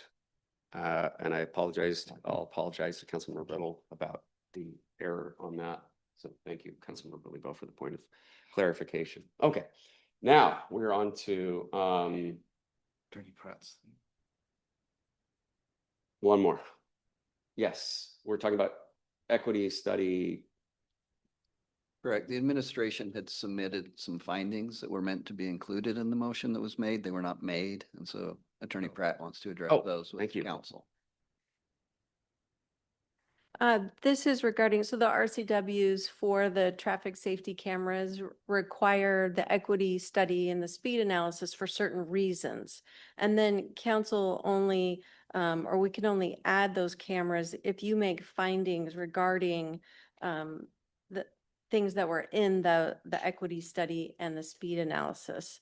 So I think you all have it in front of you, those findings that we would need council to make.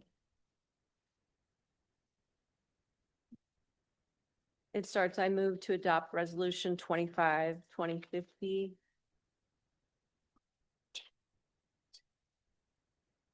Matt, do you have it? Could show it on the screen? I'm not sure you do. Sorry.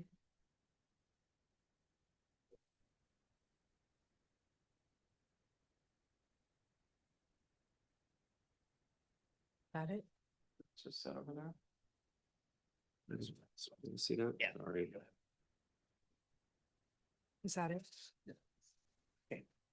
Ah, so you got it. Okay, thank you. That would be helpful. All right. Everybody's been able to see that? Okay. So the RCW is required to make these certain findings. This is what the ones in this draft motion are what the administration saw from those studies, the equity and the speed analysis. And so this is our suggested motion. And I don't need you to readopt the resolution, obviously, but I'd ask someone, if so moved, to make a motion that you would add that you are adopting that resolution based on the following findings. That way, the court will have those findings and as Yep. defense for these new cameras, should they be installed. Thank you, Attorney Pratt. And just for the edification of the public, we were regrettably pioneers in this field when it came to, we're the first people to do the equity analysis last year. And so there's still some learnings at the legislative level as well as our level. So thank you for bringing that to us. I'd be happy to have someone read this into the record. Deputy Mayor Furtani. So I'll still make it a motion because we do have to still, vote on it. So I'm moving to add to Resolution 25-2050, which accepted the speed analysis and equity impact analysis studies for state routes 522 and 104, the following findings. The speed analysis identifies state route 522 as being 1, traveled by vulnerable road users, 2, evidence of vehicle speeding, 3, higher rates of collision, and 4, anticipated ineffectiveness or infeasibility of other mitigation measures. And the speed analysis identifies State Route 104 as being 1, traveled by vulnerable road users, 2, evidence of vehicle speeding, and 3, anticipated ineffectiveness or infeasibility of other mitigation measures. Do I hear a second? Second. It's been moved and seconded to Add. add an addendum to adoption of resolution 25-2050, accepting the speed analysis and equity analysis studies for states route 522 and 104 based on the following findings. Any discussion? All those in favor signify by saying aye. Aye. Any nays? The ayes have it. Thank you, council. It passes unanimously. Thank you. Attorney Pratt? Point of order, I will abstain since I didn't vote on the original motion.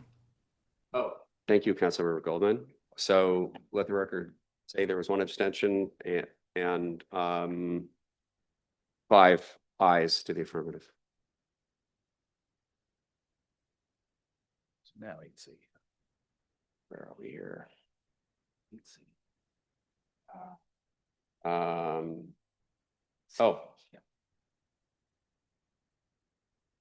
Public defense. Yes. Moving on to resolution 25-2039, authorizing the mayor to sign the First Amendment for the agreement for public defense services with Stewart, MacNichols, Harmell Incorporated PS. Administrator Hill. Thank you, Mayor. Evening, Council. This is your third touch on this item. As you'll remember, back in 2018, the city selected Stewart, MacNichols, Harmell, Inc. PS to provide public defense services for the city's municipal court. This contract was renewed in 2023 for an additional 3-year term with possibility of extensions. State Supreme Court recently took action that reduced the caseload allowed per defense attorney to be implemented over the next 10 years. The resultant of that has been increased workload to the public defenders, as well as some poaching going on between firms to cover this additional workload, thus increasing the salaries that are required for these public defenders to hire additional staff. Section 2.52 of the current agreement with this group requires renegotiation due to a change or rule or standard of which the Supreme Court meets that threshold. And so what's before you tonight is a renegotiation of the contract, taking the monthly cost of $10,000 to $11,250 per month for the first 45 cases, and then a per case of $750 beyond that in any given quarter.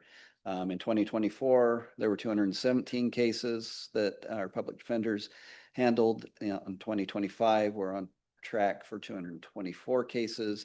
And so the anticipated increased cost to this contract is $50,000. It could be plus or minus that, depending on where it lays out. This extension, even though there were additional extensions within the existing contract, is only for 1 year, as they wish to keep an eye on how things progress with the changes from the state Supreme Court and the marketplace. And so we will be back before you again in a year to see where this lands. I stand for questions. Colleagues, questions for Administrator Hill? This is their third touch. I'm concerned about what next year is going to be bringing us, but right now we are where we are. Okay, hearing none, I'd certainly entertain a motion for adoption of Resolution 25-2039. Deputy Mayor Furtoni. I move Resolution 25-2039, authorizing the mayor to sign the First Amendment to the Agreement for Public Defense Services with Stewart, MacNichols, Harmell Incorporated, PS. Do I have a second?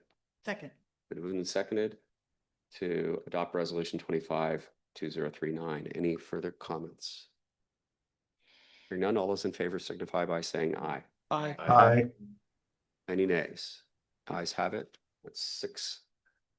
All council members present voted in affirmative. Matt, thank you, everyone. Okay, moving on. Administrator Hill, I think you're trying to slow Adobe here. The top. There we go. Wait. Okay. Council action or discussion or action, Resolution 25-2051, authorizing the mayor to sign the First Amendment to the Interlocal Agreement for Regional Emergency Manager. Administrator Hill. Thank you, Mayor. You'll remember a year ago, you did a 1-year interlocal agreement with the city of Kenmore and the Shoreline Fire District to keep the North Shore Emergency Management Coalition moving forward. This was done because Kenmore at the time was having a study completed whether they would remain part of NEMCO or whether they would go out on their own. After presentation of that to the Kenmore City Council, the council has directed their administration to explore staying within the NEMCO organization. Over the past year, I have been meeting with the Shoreline City Manager on the possibility of them joining NEMCO, possibly even being the fiduciary and lead, as they would be the largest city in it. They have, as a city, mentioned they are willing to explore this with us. And so this would give us a year's time frame to keep NEMCO in its current structure, its current costs. The costs for the next year would be the same as last year. We've got some existing fund balance that can cover the small increase, 3-4% increase for salaries, benefits, and other ongoing costs. And so what is being asked for you tonight is just to approve this 1-year extension. This has already been approved by the Kenmore City Council, and just takes action here, and then we would pass this on to the Shoreline Fire District. There's one thing, and I'm having trouble finding it. There was a portion of, sorry, let me find it real quick. I apologize. I forgot to highlight that portion. There was supposed to be a committee to review the work of, I'm not finding it in here. Let me find it in the authorization. Sorry for the delay. Yeah, getting there. You'll notice in section 2 that a community-based advisory committee was supposed to be stood up in the last year to work with the NEMCO emergency manager, business leaders, emergency service providers, school representatives, community members to further the NEMCO mission. That did not occur. I think to have done that in 1 year had NEMCO gone away this wasn't well thought through in the first. And so in working with Kenmore, they would like to pull it out because this ILA is only for a year. This is something we would anticipate putting in if we come to an ILA between the 3 cities and the fire district, but it doesn't make any sense to continue that for this next year, given the short duration. So that has been removed. Otherwise, I have nothing else to report. Colleagues, excuse me, questions for Mr. Hill? Deputy Mayor Furtoni. Yeah, thank you for the negotiating this, and I'm hoping that basically if Shoreline were to come on board, or any other city for that matter, or agency, that the term of the ILA would be longer. It would definitely be longer, and the thing that we've discussed is looking at the same model that we use for the Regional Crisis Response Agency, RACER. And that's a pro rata share based on population. You get, with RACER, you know, there's been some questions about the service they receive, the number of cases they have, you know, as a percentage based on their percentage of participation based on population. There's some disparities, especially with Kenmore. The idea of the next ILA would be to very specifically lay out what each city expects out of that ILA so that we ensure that we're getting what we're paying for, and that can be measured and tracked. But yes, it would be much longer with hopefully automatic renewals to some point in time when councils would reconsider. Vice Chair Goldman. Yes, this is possibly a pedantic question. Earlier this year, the public approved the RFA between North Shore and Shoreline Fire Departments. So based on that, does King County Fire District 16 still exist? Is that the appropriate name for that party? It is. Okay. Thank you, Councilmember. Colleagues, any other questions for Administrator Hill? Okay, hearing none. Make a motion. I guess I could just really quickly note Yeah. that there was a fiscal implication of the roughly $51,000 that wasn't recognized in the budget, but you've already adopted that, so that has been addressed. Deputy Mayor for Tani. All right, so I'd like to move resolution 25-2051, authorizing the mayor to sign the First Amendment to the interlocal agreement for regional emergency management. Second. Been moved and seconded to. Yeah. Oh, right, okay. Where are we on the history? Oh, yeah. Yeah. We're only, yeah, that's the first one, okay. All right, so Please. I'll withdraw my motion. Hasn't been seconded yet, right? It was seconded. It was seconded, but- okay. What's that? Somebody saying that now. Yeah. Yeah, Matt. Councilmember Muilenburg did. Yeah. So, just procedurally, how do we unwind this again? You make a motion to amend the motion to waive the three-touch rule. Yeah. So Okay. moved. There you go. Thank you. All right, second. All right, it's been moved and seconded to amend the original motion to waive the three-touch rule, authorizing the mayor to sign the resolution 25-2051, authorizing the mayor to sign the First Amendment to the interlocal agreement for the regional emergency management. All those in favor, please say aye. Aye. Aye. Aye. Any nays? The ayes have it to waive the three-touch rule. Now to the original motion. I just want to point out that basically NEMCO is an amazing resource that this community has. Just their drone program alone is just going to help us so much during the next disaster. As to the waiving of the three-touch rule, I know we already voted on it, but the fact is that the agreement starts on January 1st, so it's probably best if we have it in place already. Yeah. Anyone else want to speak to the motion? I would like to speak to it if I might, colleagues. In all the meetings I've had recently, and I just was elected to the Sound Cities Association board this week. The big topic of discussion du jour, if you will, is collaboration, economies of scale. We can't do it alone. And these kinds of things like RCR or NEMCO are essential to the public's well-being and to all of our survival as municipalities in terms of fiscal responsibility. So this is an important one. Any other comments? I would just like to acknowledge the work that this agency does. My wife and my neighbor just completed the CERT program through them. I wasn't there to participate myself, but listening to them talk about that program and what they took away from it, it's really astonishing what they're doing. So I think this is an amazing thing. Great. Thank you, Councilmember. Okay, all those in favor of adoption of a resolution with amending with suspension of the three-touch rule of 25-2051, please say aye. Aye. Aye. Any nays? The ayes have it. Thank you, Council. We're moving on to resolution 25-2052, adopting the City of Lake Forest Park City Council meeting calendar for 2026. Clerk McLean, thank you, sir. It's rare that the Wizard of Oz comes up from behind his curtain. But he gets to play with the fancy pony. And I just want to say thank you for making these minutes very complicated. My pleasure. Before you is the council's annual meeting list for next year. We also have Councilmember-elect Rosenau here, so it'll affect him too. There are 2 meetings on here that fall on holidays.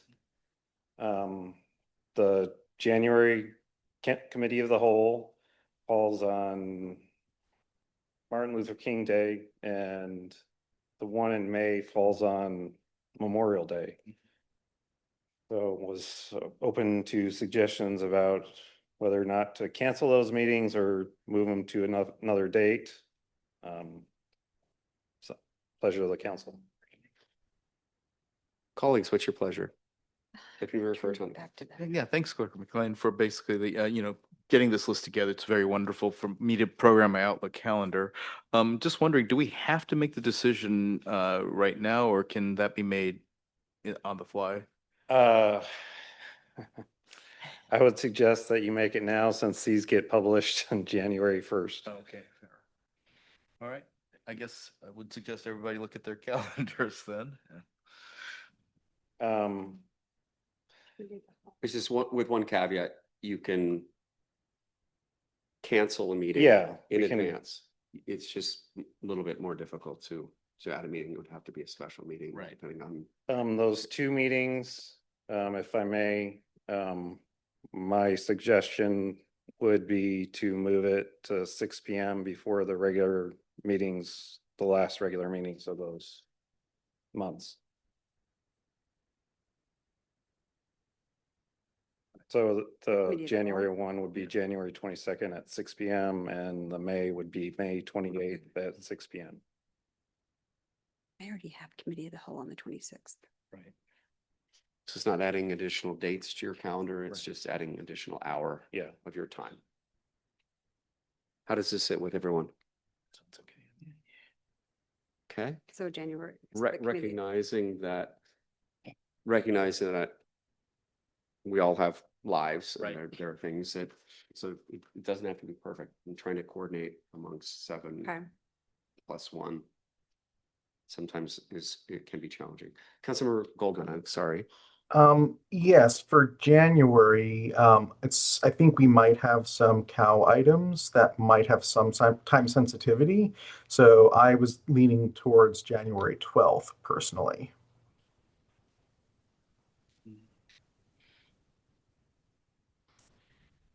If we can't do that, I don't think it would ruin anything. I think it just might make certain things go more smoothly if we were able to have that cow on the 12th. I don't have a conflict. And the 19th is a holiday. Right. Yeah. 12th is okay with me. 12th? I'll be participating remotely on the 12th, but Okay. the date No, was okay, fine. That's no problem. Understandable. Yep. Okay. Okay, January 12th for a cow. 6 p.m. No, Yep. regular, yeah, 6 to 8 would be the regular time, unless anybody else. Councilmember Goldman, did you have another suggestion? You still have your hand raised. Yeah. Nope, just that. Okay. And And then are you Mm. comfortable with the May- committee of the whole meeting? May 28th. Yeah. So May that'd be, 28th? yeah, that'd be the 20th. It's the last meeting, that's the council meeting on, So having it on the same day, just a different right, time. just Okay, at 6 6, p.m. yeah. Okay. Yeah. Yeah, it works for me. It works for me. Okay. Okay. Again, it doesn't have to be perfect, folks, but we can get close. Okay. It's good. Okay. All right. Yeah. All right, there we are. All right. And since it came up this year, I just wanted to bring it up. You'll notice that in November and December, there are no cow meetings scheduled. That's because the second meetings are generally canceled because they fall on a holiday. Hmm. So there's no, according to the governance manual, the cow has to be scheduled before the last regular meeting. So there's no way to schedule a cow if there's no regular meeting to schedule it. So just want to throw that out. I don't know if you want to amend it to possibly put a cow on, but you could do it later, but it would be a special meeting. Right. All right, looking at let's get this. Certainly have the option to add it as a special meeting if you like. Right. So in November, at least, we could schedule a cow for the 23rd. Is that Thanksgiving week? It is Thanksgiving week, but the Monday of Thanksgiving week. Administrator Hill. I would just suggest it is going to be a budget season, so you're gonna have a lot of other special meetings anyway. Yeah. I think we'll meet yeah. you today. Right. Okay, so you're saying that we might want to leave it free for The that kind of- budget, yeah, because this is not a mid-buy, it'll be a full budget. Sage advice. At this point in the evening, you got to hit me over the hammerhead thing. Yeah. Yeah. Okay, any other questions or comments? Colleagues who would like to make a motion to adopt the city council meeting calendar for 2026 with the addition of a cow. Right. I gotta- January I- 12th. I know, I was trying to And channel May my Bart 28th. Simpson there, but I hesitated. January 12th, 6 p.m. yep, 6 p.m. And May 28th, 6 p.m. May 28th, 6 p.m. Somebody want to make a motion? Second. Well, so moved. Do I hear a second? Been Second. moved and seconded to adopt a city council meeting calendar for 2026, adding a committee of the whole for January 12th from 6 to 8 and May 28th as well. All those in favor, any discussion, I'm sorry. All those in favor, please say aye. Aye. Aye. Any nays? Guys have it. Thank you, colleagues. That's great. And if I may, You bet. there is a question of a retreat early next year. Just wondering if the council wanted to weigh in on that. Let's talk about calendaring here.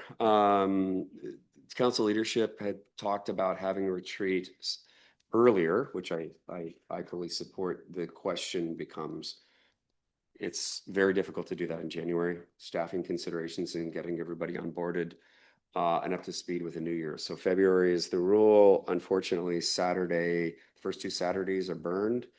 Unless you want to be sleeping on the couch or in your woodshed on the 14th of February. So that would mean the 21st, I believe, is the first available date in February.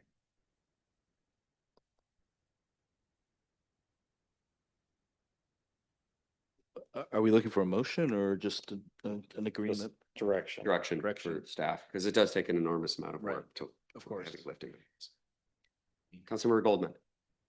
Yeah, I'm fine with February 21st. Also, I believe Administrator Hill can confirm that the Kenmore Fire Department is available. It's available at no cost to us to rent it, and that's where we had our retreat earlier this year. Also, I was hoping I could be excused. I'm still on campus, and so it'd be helpful if I could go catch a bus back to Lake Forest Park. Absolutely. You don't have to be excused, Councilmember Goldman. Thank you for participating remotely. Yep. Good night and happy holidays, Great. everyone. Thank you. Thanks, Larry. And to Councilmember Goldman's question, yes, it is available on the 21st. I already have it reserved. So if council can meet on February 21st, we will be at Station 51 in Kenmore, and it is free of charge. Just have to pay to feed everybody. This doesn't affect me because I won't have kids in school next year, but that is midwinter break for the Shoreline School District. I don't know if that's a consideration for anybody. I just want people to be aware. Yeah, appreciate Okay. that. Thank you, Councilmember. Okay, Um, everybody good with that? Okay, 21st. 21st of February it is. If that is amenable to staff, it means it's all hands on deck for the team, so. Thank you very much, Clerk McLean. Really appreciate your time on this. Okay, council member reports. Anybody? Other business. Other Oh. business. Oh, we have to cancel meetings. Well, that's actually kind of fun. Consideration of canceling the remaining city council meetings for 2025. Anybody have gross objections to spending time with your family? Wow, that's a more complicated question. How about let's make it narrower in scope. Anybody have any issues with canceling the remaining council meetings for the year? Okay. All those in favor? Well, I need a motion. I'm sorry. I move that we cancel the remaining city council meetings for 2025. Do I hear a second? Second. All those in favor, it's moved and seconded to cancel the remaining council meetings for 2025. Any discussion or considerations? Okay. All those in favor, please say aye. Aye. Any nays? The ayes have it. Thank you, council. Now we're on to council member reports and then council committee reports. Councilmember Lebo. Point of clarification, is there an opportunity for any other consideration of business? Yes, there is. Other business, yes, we can fall under other business, you bet. We will not move on to item 11. Thank you. So I did send out a couple of other motions, and I would like to move that the city council direct the administration to prepare and publish a comprehensive biennium and financial report by the following close of each biennium, beginning with the current 25-26 cycle. And that such report should be published. I'll amend it to April of the odd numbered year, recognizing the staff considerations, and that it reflect the actual revenues and expenditures for all major funds for the preceding biennium. A true up of fund balances, variances between budget and actual amounts, and any explanatory notes necessary to support the transparency. Okay, thank you, Councilmember. Do I hear a second? Second. So moved and seconded to direct the administration to prepare and publish a comprehensive biennium and financial report by following the close of each biennium, beginning with the current 2025, 2026, and the schedule or the additional items as listed. Any discussion? John, you want to speak to the motion? So the purpose of this is, and this is what was challenging in our most recent discussion that I mentioned earlier regarding the levy discussion, which was trying to understand what were our fund balances. And as you note, in the mid-biennium budget, the general fund balance 001 had an actual starting balance of about $10.4 million of January of 2025. But in our discussions for the levy increase, we were using the older numbers, which were forecasted from 2024 of 9.9 million. Now, it's great that there was additional revenues, additional monies in the fund balance, but it would be beneficial for the council and the public to understand how we finish each biennium. And that's something in the course of looking at previous budget cycles, it became very difficult to actually figure out where we ended up on each biennial cycle because those actuals aren't published until much later, if at all. So I'm just merely asking that, just like your checkbook, you go down and you balance your checkbook, or in this case, you balance your budget and say, this is what we projected to spend over the 2026 biennial budget, and this is what we actually spent, and this is what our actual revenues are. That's very good.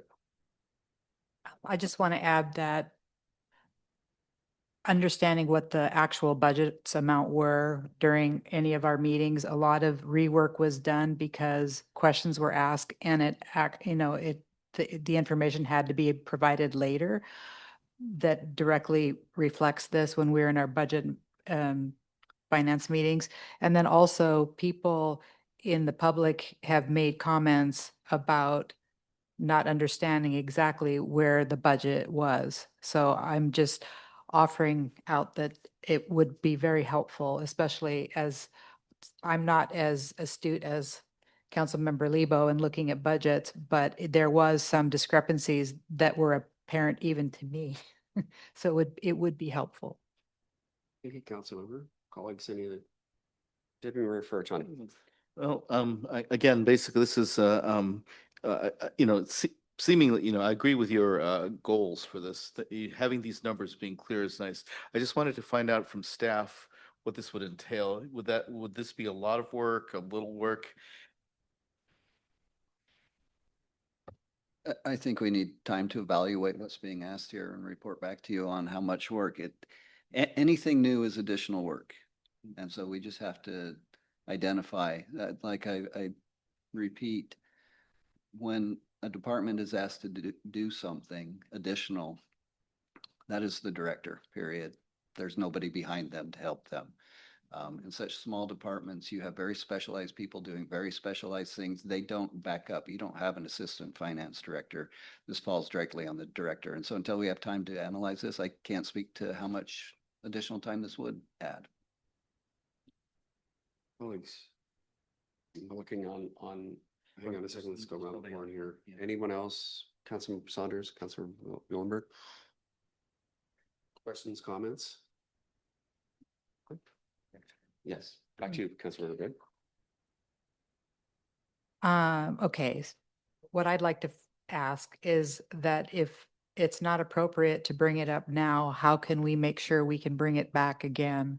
Because I think it is important to have actual numbers reflected on our documents. And so I'm not sure, we have to do it somehow, so. But different for a time. And to Councilmember Good's point, like as I said, the goals of this are worthy, and I'd be happy to work with you to bring it before a cow next year. So, if you're amenable to that, we could do that. Okay. Colleagues? Mr. Hill, you were looking thoughtful there for a second. Good. Okay, any other questions questions? There's a motion on the floor to request the administration prepare and publish a comprehensive biennium and a financial report following close of each biennium, beginning with current 2025-2026 cycle. All those in favor, please say aye. Aye. Aye. Or no. I'm making sure I can hear everybody here. So I heard. Aye. Okay, aye. Did I hear an aye? Anywhere else? Okay. All those against, please say nay. Nay. Nay. Nay. Okay, the nays have it. Thank you, Councilmember, for bringing that forward. Continue on. Did you want to make your last motion? Thank you, Mayor French. Yes, I'd like to move that City Council direct the administration to include project level line items for capital improvement plans, projects in future biennial budgets and mid-biennial budget amendments. Do I hear a second? Second. We moved and seconded to direct the administration to include project level line items for capital improvement CIP projects in future biennial budgets and mid-biennial budget amendments. Any questions or comments? Would you like to speak to that? Councilmember Lebo. Thank you. I bring this motion forward because in our current budgeting practice for capital improvement projects, in my view, it's too opaque.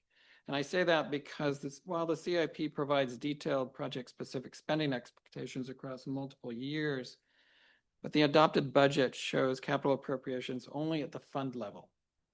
And this makes it very difficult to understand which CIP projects are actually funded and which are partially funded and which remain planned but unfunded or unbudgeted. And so without this project level visibility, the CIP really reads as aspirational rather than actionable. And it becomes challenging for the council or the public to track progress or confirm which projects are included in the current biennium's work plan. My intent of this motion is going forward is really straightforward, is ask the administration to include project level line items for capital projects in the budget. This will meaningfully enhance transparency because one of the problems right now is that we show in the 6-year capital improvement plan, we're going to spend this amount of money, $300,000 this year, $300,000 next year, but you cannot actually see that in the budget that we adopt. And so what happens is that projects like the material bins go on for 10 years because it shows up as being spent, or we're projecting to spend it in the capital improvement budget, but it never gets into the actual budget. And so when you look at the capital improvement plan, there are monies that were projected to be spent in 25 and 26 that are not in our budget. And what we're finding is that we don't actually have a plan to implement all of the capital improvement plans that are actually shown in our 6-year plan. Part of the issue is that we don't have staff for it. And that does not become apparent to develop a plan that says, because we don't have staff to do what we planned, we actually need to put in our budget the ability to hire firms to manage our projects. I found it almost impossible to figure out what we were proposing to actually spend money on in 2026. And only by asking very direct questions could I discover that we're proposing to spend a lot less than what we actually have in our capital improvement plan, which is not apparent in the budget that we adopt, because there are no project level line items in the budget to know whether or not we're actually implementing our capital improvement plan. Okay. Colleagues, any other comments or questions of Councilmember Lebo on his motion? Deputy Mayor Furtani. Again, the goals of what Councilmember Lebo is saying are admirable. I am going to ask my standard question about what will the effect on staff be? I can't answer that at this time. When I read line item budgeting, I'm thinking something completely different. CIPs are adopted, as their best estimate, working with your consultant. Budgets are adopted at the fund level. So I think this is a much larger conversation of how much detail. I mean, when we adopt, especially if you look at the best practices from MRSC and AWC, CIPs are generally adopted at the fund level. Contracts are adopted line item. We can supply that. But I need to get a better understanding and work with who our new public works director is and our finance director to see what exactly this means. So I can't answer your question tonight, council member. Okay. Colleagues, any other questions? I'm just checking because we're good. Comments, questions, going down around the horn. I guess. I think that this is really really important because it's important to understand where we are with our budget, especially for any given project. And while I understand that maybe to your point that it's hard to develop the actual procedure process now, that I'm going to hold my council member feet to the fire to work on it. Deputy Mayor Furtani. And consider my feet held. I'm happy to work with you or anyone for that matter on basically clarifying what line item needs in this context and just making sure that we're going to get the information we want. It makes it much more clear to the public how we're going to be spending the money for a particular budget year on a particular line item. I shouldn't say that word, a particular entry in the CIP itself. Okay. Any other questions from Councilmember Lebo? So my reference to line item is that we actually have in our capital improvement plan an identification of each project. And there is a proposed funding, and there's a proposed funding plan, and there's a proposed expenditure plan. The line item says for project materials bins, we are going to approve in our budget an expenditure of $150,000 in 2026. Right now, you cannot figure out where we're spending money on our capital improvement plan because you cannot go from the budget to the capital improvement plan and see that connection. Because you can't interpret within an existing fund how much of those monies are actually being spent on which projects, if those overlap funds. You can't. And so as a council, we have a capital improvement plan, but we cannot tell if the city administration is actually moving forward with that plan because you can't see those line items in the budget because a single budget fund can support multiple projects.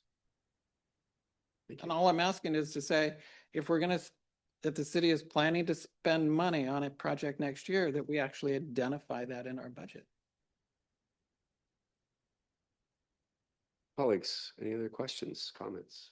Okay, motion is to direct the administration to include project level line items for capital improvement, CIP projects in future biennial budgets and mid-biennium budget amendments. It's been first and seconded. All those in favor, please say aye. Aye. All those opposed, please say nay. Nay. Nay. Nays have it. Thank you, everyone. Okay. Make sure I didn't miss anything. Okay, thank you, Councilmember Levo. Appreciate the discussion. Council committee, our council member reports. Anyone want to chime in here? Yeah, Councilmember Good. I never say Excuse me. anything about this, but I went to the Bob Ferguson and Tim Walls luncheon this week. Oh, fun. And that was really interesting and good to see the alignment between not only Hawaii, Washington, Oregon, and California, but also a really good collaboration with Minnesota, I guess it is. He's Minnesota, yeah. Yeah, So Minnesota. he's a great speaker and it was a lot of fun. And so I just thought I'd share that. Very cool. Yeah, thank you. Thank you, colleagues. If you were for one. Yeah, I had the fortune to go to the SCA Public Issues Committee meeting on Wednesday. And, legislative priorities for both the state and the county were adopted. And they're basically very, generally great things, like for the state legislature adopting support local housing priorities, adopting an amendment to, and I love this one, defining what an e-bike versus and an e-motorcycle God. are. And so I think, I think what we're discovering is many localities are actually deciding what they are for themselves. There's a hodgepodge of regulations. So you could be subject to different laws as you're writing down the Burke-Gilman, really. So I think punting it up to the state level is exactly the right thing. Similarly, in terms of county priorities, again, very admirable things like utility rates affordability, basically figuring out how to get a data-driven way for a regulatory approach that ensures infrastructure investments actually deliver meaningful benefits. So again, something that the county could do and not the cities. So yeah, it was a very illuminating meeting and I appreciate everybody's work on that. Thank you, Deputy Mayor. Colleagues, any other comments, questions? I'll make my report really brief. As I indicated earlier, I was elected to the Sound Cities Association Board. Thank you, Deputy Mayor Furtani. I really applaud the work that the new director is doing. Robert is doing a fantastic job. We were trying to coordinate getting together tomorrow out here, but he and I are both participating in King County Executive Jeremiah Zilai's transition team work. So we're going to have to get together next week, but he wants to come out and visit Lake Forest Park. He actually lives in Greenwood, so he doesn't live that far away. And similarly, amongst the board members and amongst the mayors, both the strong mayors and the mayors that are elected in the council manager form of government, e-bikes are a huge thing right now. They're seeing real challenges, and we've been hearing it from our friends in Sheridan Beach and all up and down the corridor, how dangerous that corridor has become, but we're seeing it in other places. So I'm hoping that the legislature will look at it holistically rather than a hodgepodge of kind of ordinances that municipalities are having to do as a knee-jerk reaction, because we are seeing serious injuries. Statistics nationwide right now, on a bicycle, I believe the chance of a fatality if you have an accident is 0.003%. On a class 2 or class 3 or class 4 e-bike, it's close to 11%. So the numbers are staggering, and that isn't even considering wonderful technologies, but people need to be responsible. And to the parents out there who hand their kids, their 11-year-old, a 35-mile-an-hour electric motorcycle, shame on you. That's not the way to go. you need to make it safe for everybody, and particularly for the elderly people out there that can't get out of their way, and that probably includes me. But that is something that's coming down the pike. There's a lot of other things that are getting teed up for the legislative session, as you probably know. This consideration about reform regarding masking of law enforcement officials, except for in specific circumstances. So that is going to be definitely happening. I think it'll be introduced at the Senate in January. There's a couple other pieces of legislation as well that are coming around.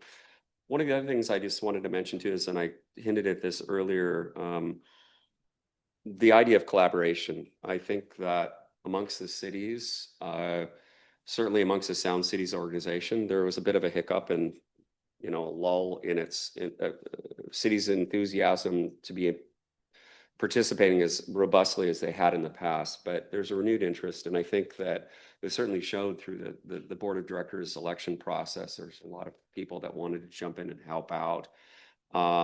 And I think that it's very positive to hear that communities want to work collaboratively together, whether it's the North and the South.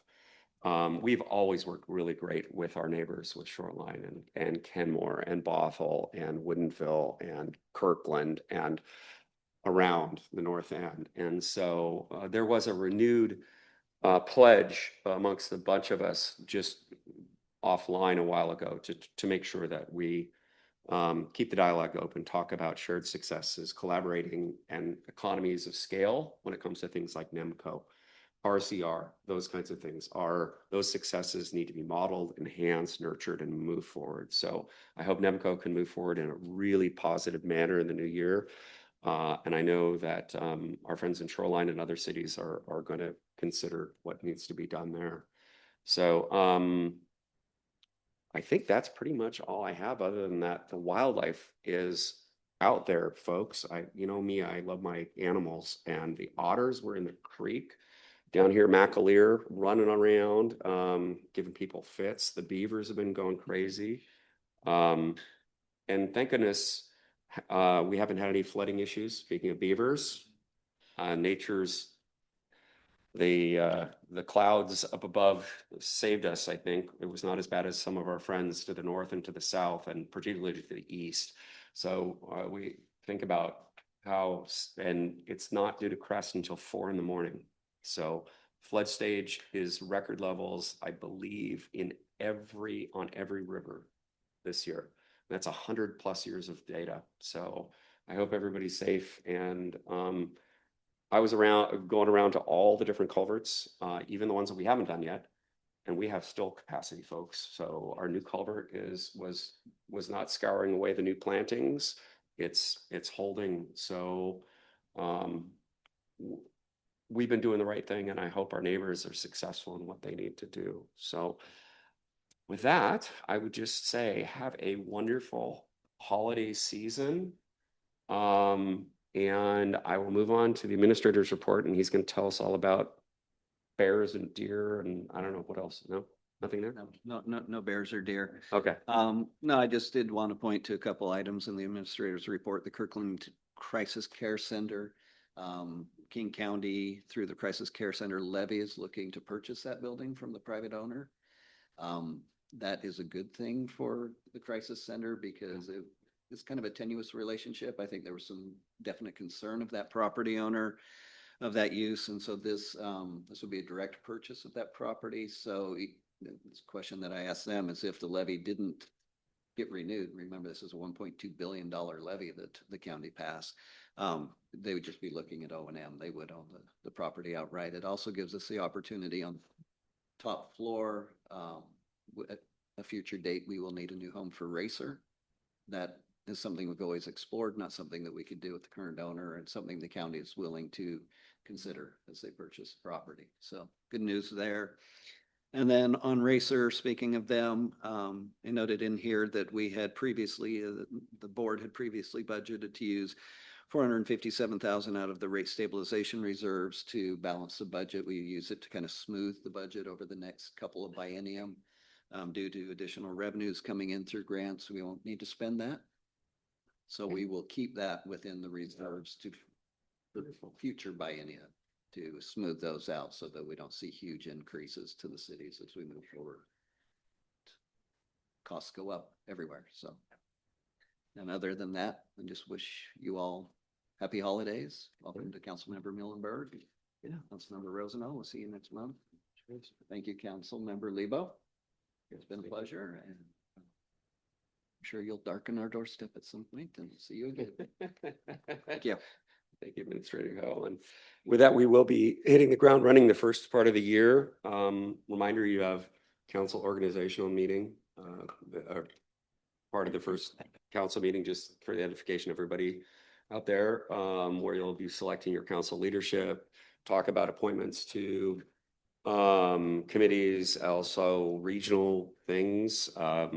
As it were, we all recognize that as a small community, we don't have the resources necessarily to participate in everything we want to participate in. It comes down to the art of selective and collect. So if there's a particular theme that you're interested in, by all means, reach out to council leadership or the administration, and we can talk about what direction you'd like to go. There's lots of opportunities. Very sincerely, there's infinite amount of opportunities out there. Whatever your heart's desire, you can find it. And there's lots of representation that we absolutely have to have, but there's other things that would be great to have if people have the bandwidth to do it. The other thing is pencils, get them sharpened, folks, because it's going to be a tough budget year next year. It really is. And while we are where we are now, it's not sustainable. So we've got to drill down and continue the conversation with the community about our priorities and make sure those priorities are addressed, and make sure that we don't fall off a cliff in a couple of years. So we'll get there. It sounds really dire, doesn't it? I didn't mean to end it. Yeah, I need to channel my Bart Simpson or somebody else here. So, but anyway, thank you, everybody. A big shout out to the PD and Public Works. All our department heads have done a fantastic job. Kim, thank you for everything you do for us. Keeping us from getting outside our guardrails. And I really hope you all have a restful holiday season. There's a lot, and the weather is going to be mild, so it should be good. Anyway, with that, we're adjourned. Thank you, everybody. Happy holidays.